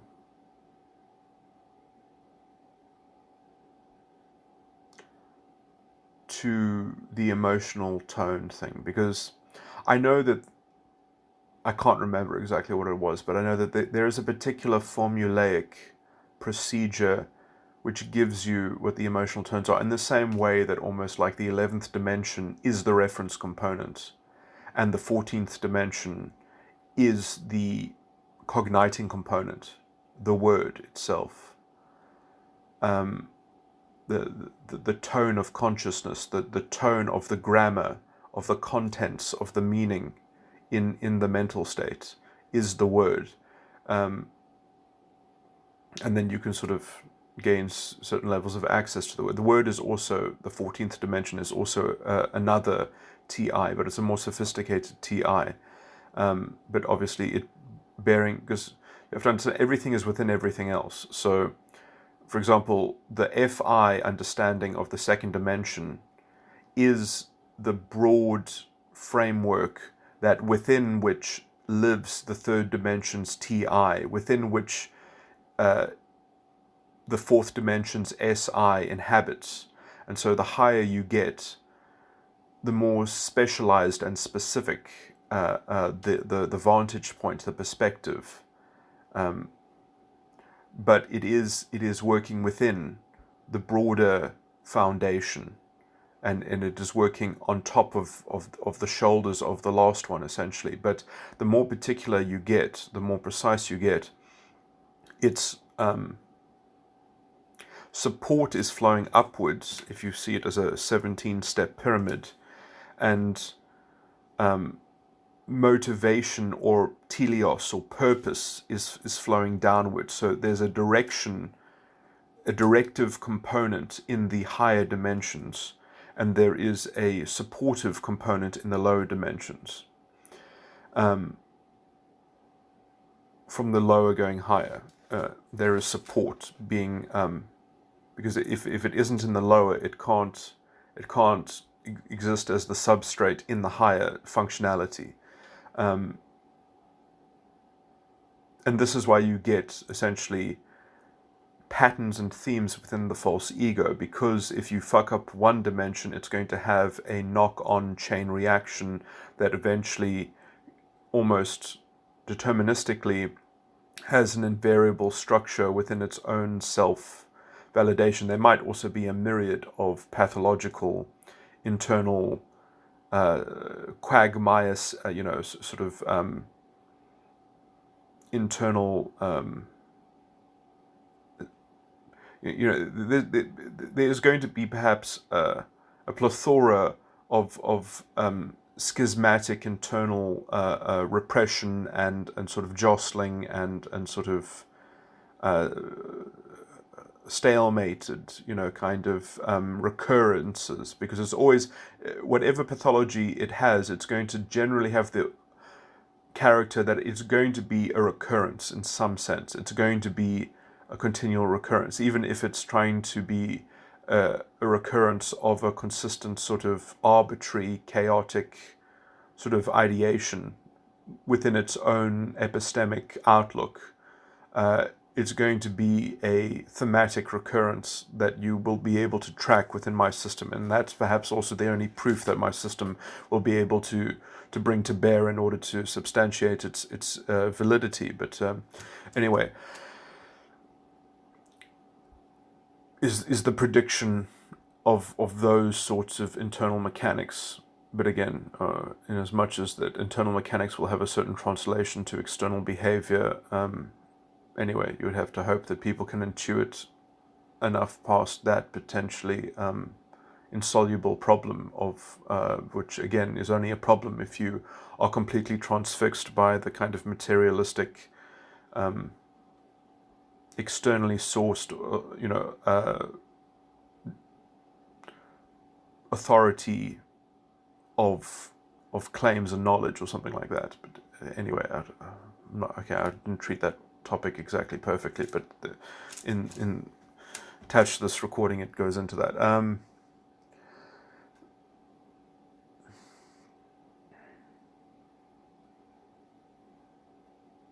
Okay, let me get back to this. So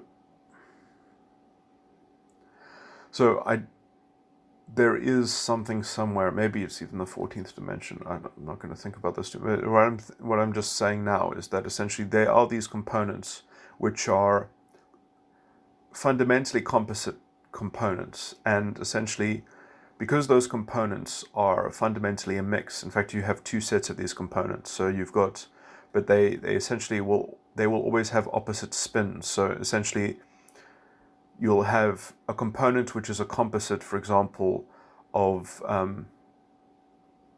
the second and the third dimension, and a component which is a composite of the second and the first dimension.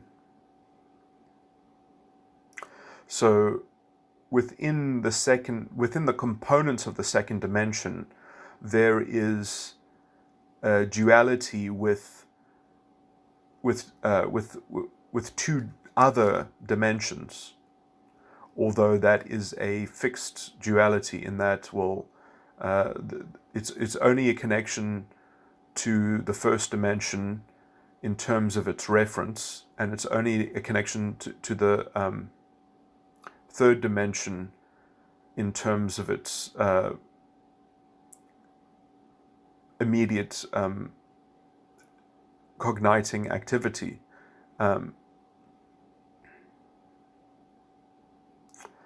So you do get a certain rubric of peculiar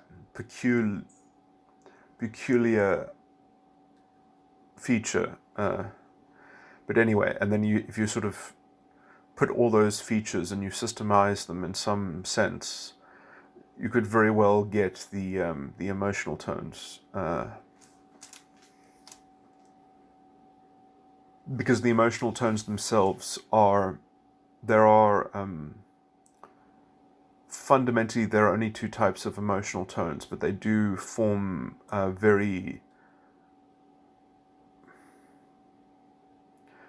you get like positive emotional tones, and you get, I don't know how to describe this. I mean, I don't exactly know how to describe it, but I've got technical notation on this. But essentially, in every emotional tone, there is one function which is essentially dominating another function. But sometimes that domination is not just domination, it's substitution. So you get an emotional tone where one function is displacing the use of another function, and you get another emotional tone where it's one function is leading another function, is almost putting a collar on the other function. So it's getting another function to agree with it. And so one is following and one is leading, in some sense. And I think I came up with some jargon, I can't remember. I have to look at my notes, but I think I call them, I can't remember what I called them, but basically whatever I called them sort of is trying to depict that. So they're two different kinds of slantings. You get reinforced a cognitive attitude. Yeah, my emotional tones are not the same as emotions. They're more to do with characteristic dispositional features. I probably should have repeated this. It's in some of my earlier recordings, but it's a description of the character of one's disposition from a functional processing point of view, from a cognitive processing point of view.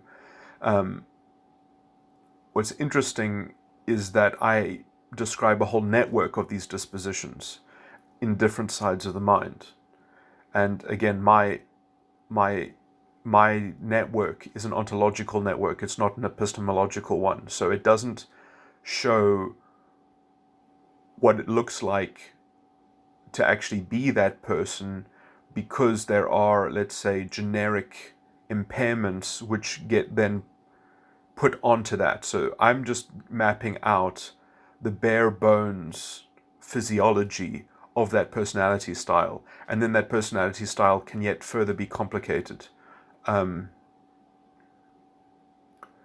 by essentially one side of the mind impinging on another side of the mind with a kind of meta temperament. So there are problems of meta temperament. And so this is also why I developed two typologies within my system. Metagram, which is exactly what I've described. It's like the basic physiology of personality style. And then there's metatype, which I try to develop, which is essentially, which I always try to develop. Well, this has been my latest focus, is that I originally started with metagram, and then now I'm still trying to integrate metatype into metagram, because I did operate them as independent systems, because then I could also use them to check up on each other, and I knew that there were certain conversions, and I've done this work over 20 years, so it's actually hard for me to have all of this integrated. But when I get into my actual research notes, there are, it's amazing some of the things that I came up with that sometimes I come across, and I have whole systems of a whole therapeutic toolkit which could be mobilized, like in terms of because just studying the emotional tones themselves, they have their own functioning, and there's a lot of things that you can know about emotional tones in isolation, and you could use that effectively to even probe philosophical questions, because you can characterize certain styles of argument, and then you can find out what emotional tone would effectively debunk or undermine or counter. They have all the emotional tones have a complex system of what I used to just technically describe as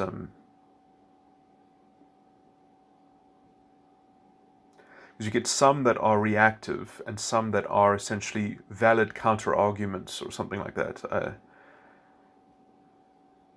The reason why I say counter argument, because my general conception of the false ego is that it is a chain of emotional tones which forms a recurring loop, which is effectively an emotional argument, which is a recurring emotional argument, which generally generates recurring drama.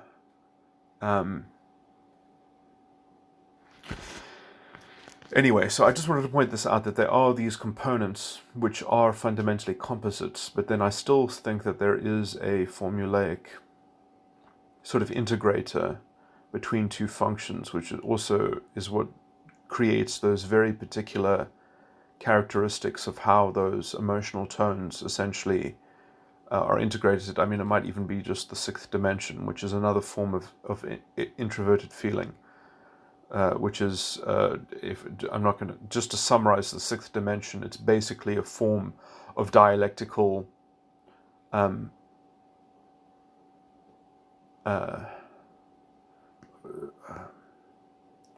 it is almost an intrinsic kind of dialectical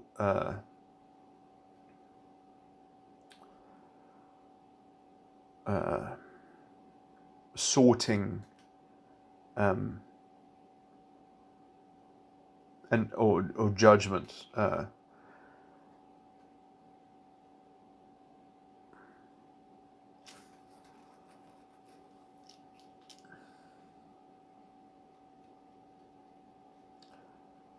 Anyway,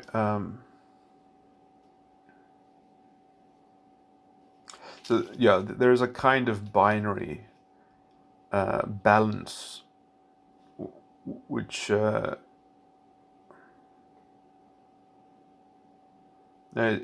interesting, because I would say that the functioning of the sixth dimension, ends up almost amounting to Hegelian insight, or it has a very particular kind of Hegelian sort of synthesis. But anyway,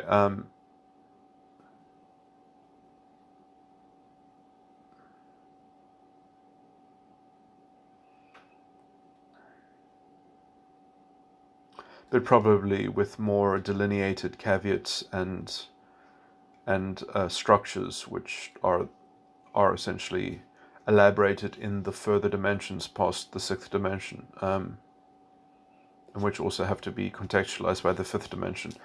I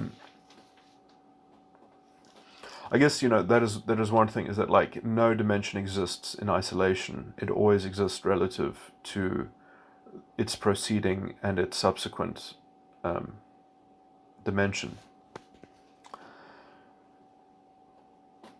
So there is almost that intrinsic rule of three, which just has to do with the fact that there are two threads going through each dimension. And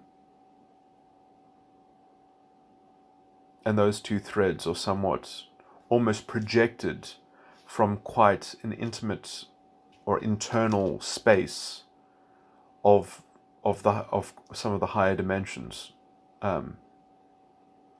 So it is interesting because you have to sort of deal with the first, second, and third dimension, and go through them in some sense, and they give the potential for these very more sophisticated dimensions that are quite high up, but you can't even imagine them yet, because you can only imagine them after you understand somewhat the interrelated sequences between the dimensions, or in terms of how they inculcate one another, because there are so many sort of peculiar things. But I mean, these are not alien to people. The Greeks had a pantheon of many figures, and although in the anthropomorphized sort of form, yeah,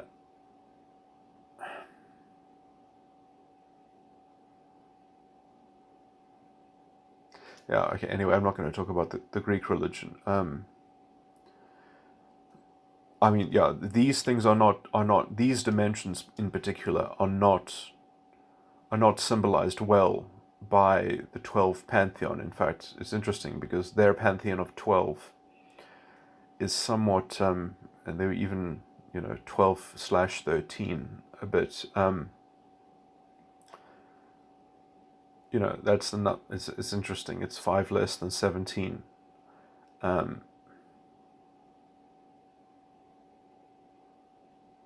in some sense, all the emotional tones are only made up of 12 functions or 12 dimensions, because there are other 5 dimensions which are effectively so close to the seat of that they are the seat of consciousness, that they are the experiencer and the mover of the other 12. And so you can almost imagine perhaps that the Greek pantheon is a depiction of the emotional tone sort of reduction of the psyche, but it doesn't quite get in, which can imply subtextually the exploration of those deeper, more mysterious, enigmatic, contact of the internal wheels of the spirit of life.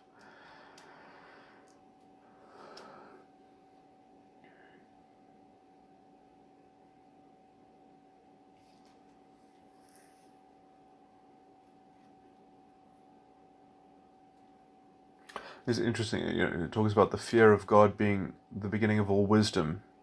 That in connection with the Holy Ghost, the extroverted intuition of the 11th dimension of psychological reality, is which requires some very heavy understanding and sorting through and discerning to put these things right, and to make sure that they're commensurate with into a certain completeness. That work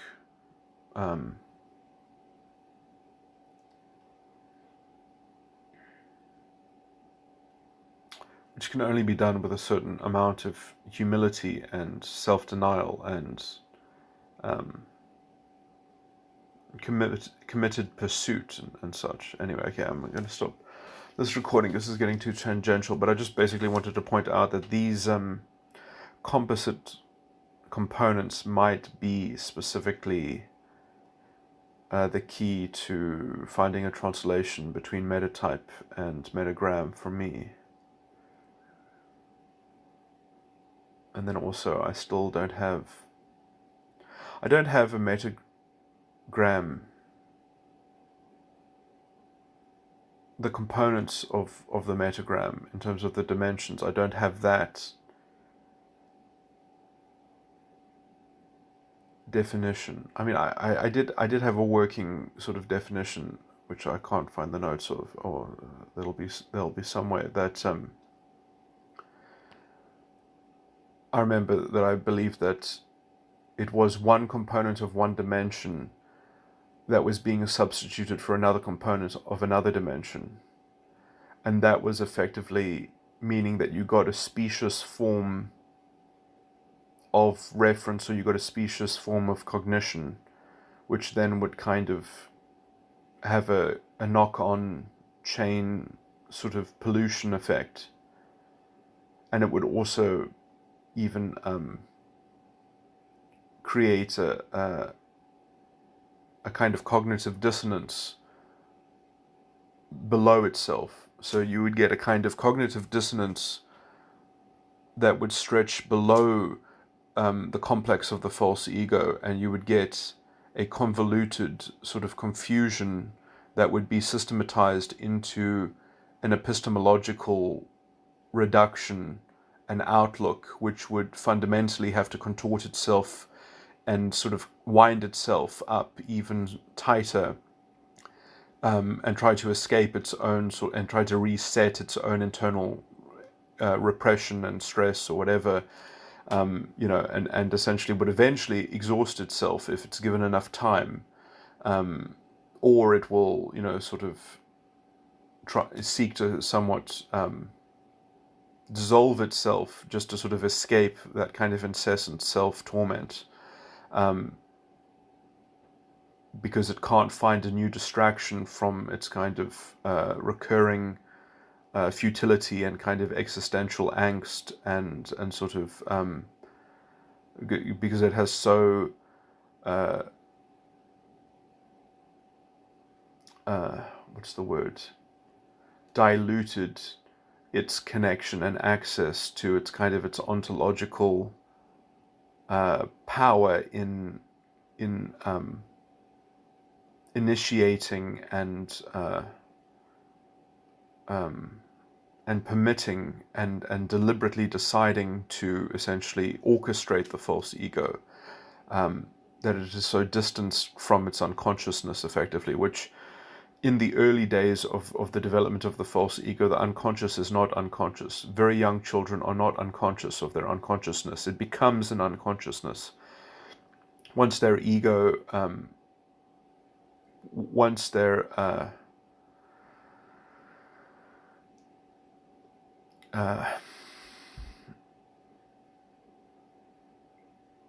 once their ego starts utilizing their subconscious to the exclusion of the unconscious, it makes the unconscious unconscious.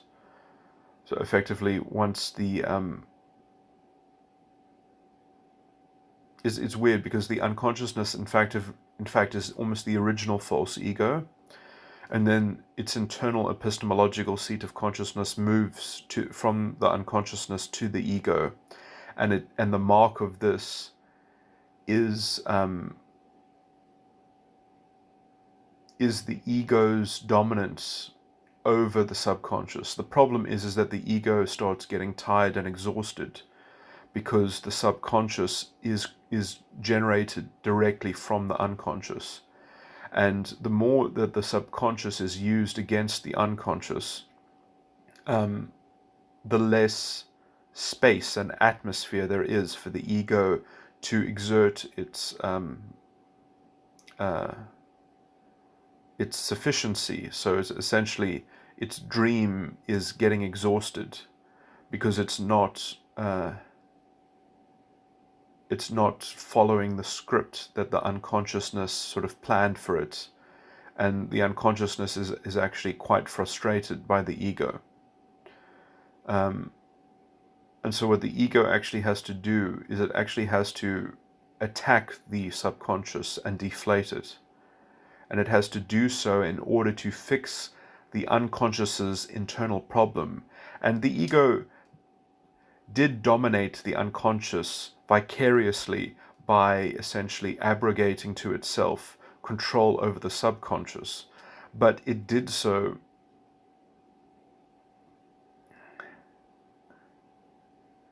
it did so because it could actually find real fault with the unconsciousness. There was a real fundamental problem. The ego actually does have a winning rebuke against the unconscious. So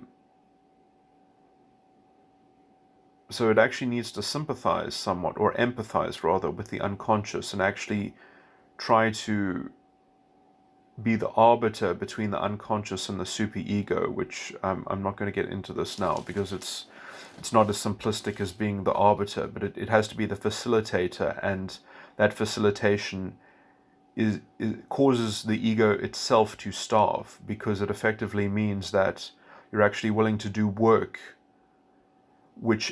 and that work is fundamentally exhausting. The work which is focused on the unconscious and the superego and the integration of the unconscious and the superego will if that is the true focus, will circumvent the unconscious from generating more subconscious, and so the subconscious becomes a desolate wasteland, which effectively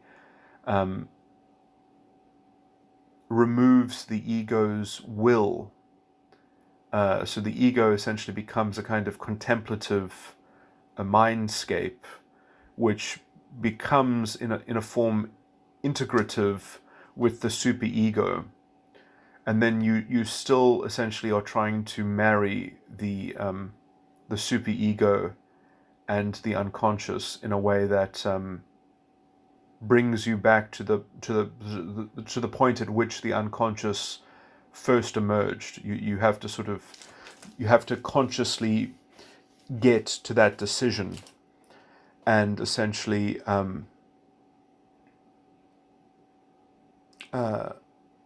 reorientate yourself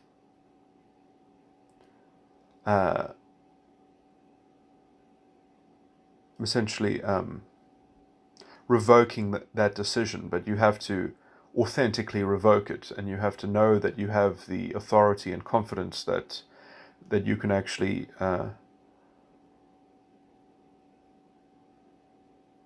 be the thing that did that, which requires some kind of self-reference to an epistemic responsibility that has been executed, and then from then on you are continually able to execute your will. It's not going to be missed. You're not going to be in sin anymore, as it were.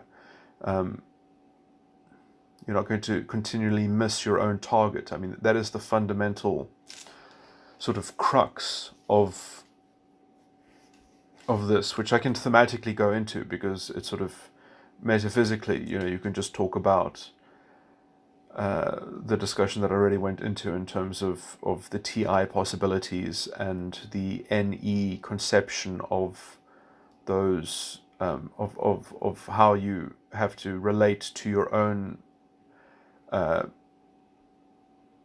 mental state and its comprised features and aspects and objects or contents, how all of those things fit together.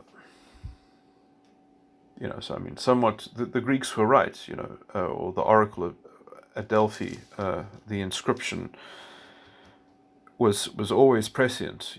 The kingdom was always at hand. Know thyself, and you will know the gods in the universe.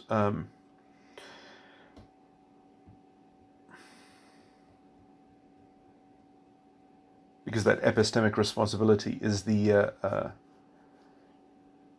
pursuit that is the access to all there is. It is the admission card, the admission slip. But it also is what you are. It is the character of your mind. It is, this relates to the theme of that. If you actually understand the Christian doctrine, it is not talking about vicarious redemption. It very clearly obviates that this is a doctrine about vicarious redemption. It is a Christ consciousness. It is very obviously talking about Christ consciousness. If you just read 1 John chapter 5.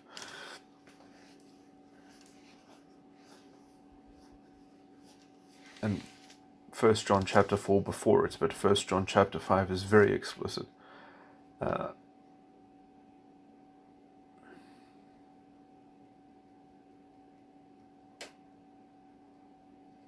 Anyway,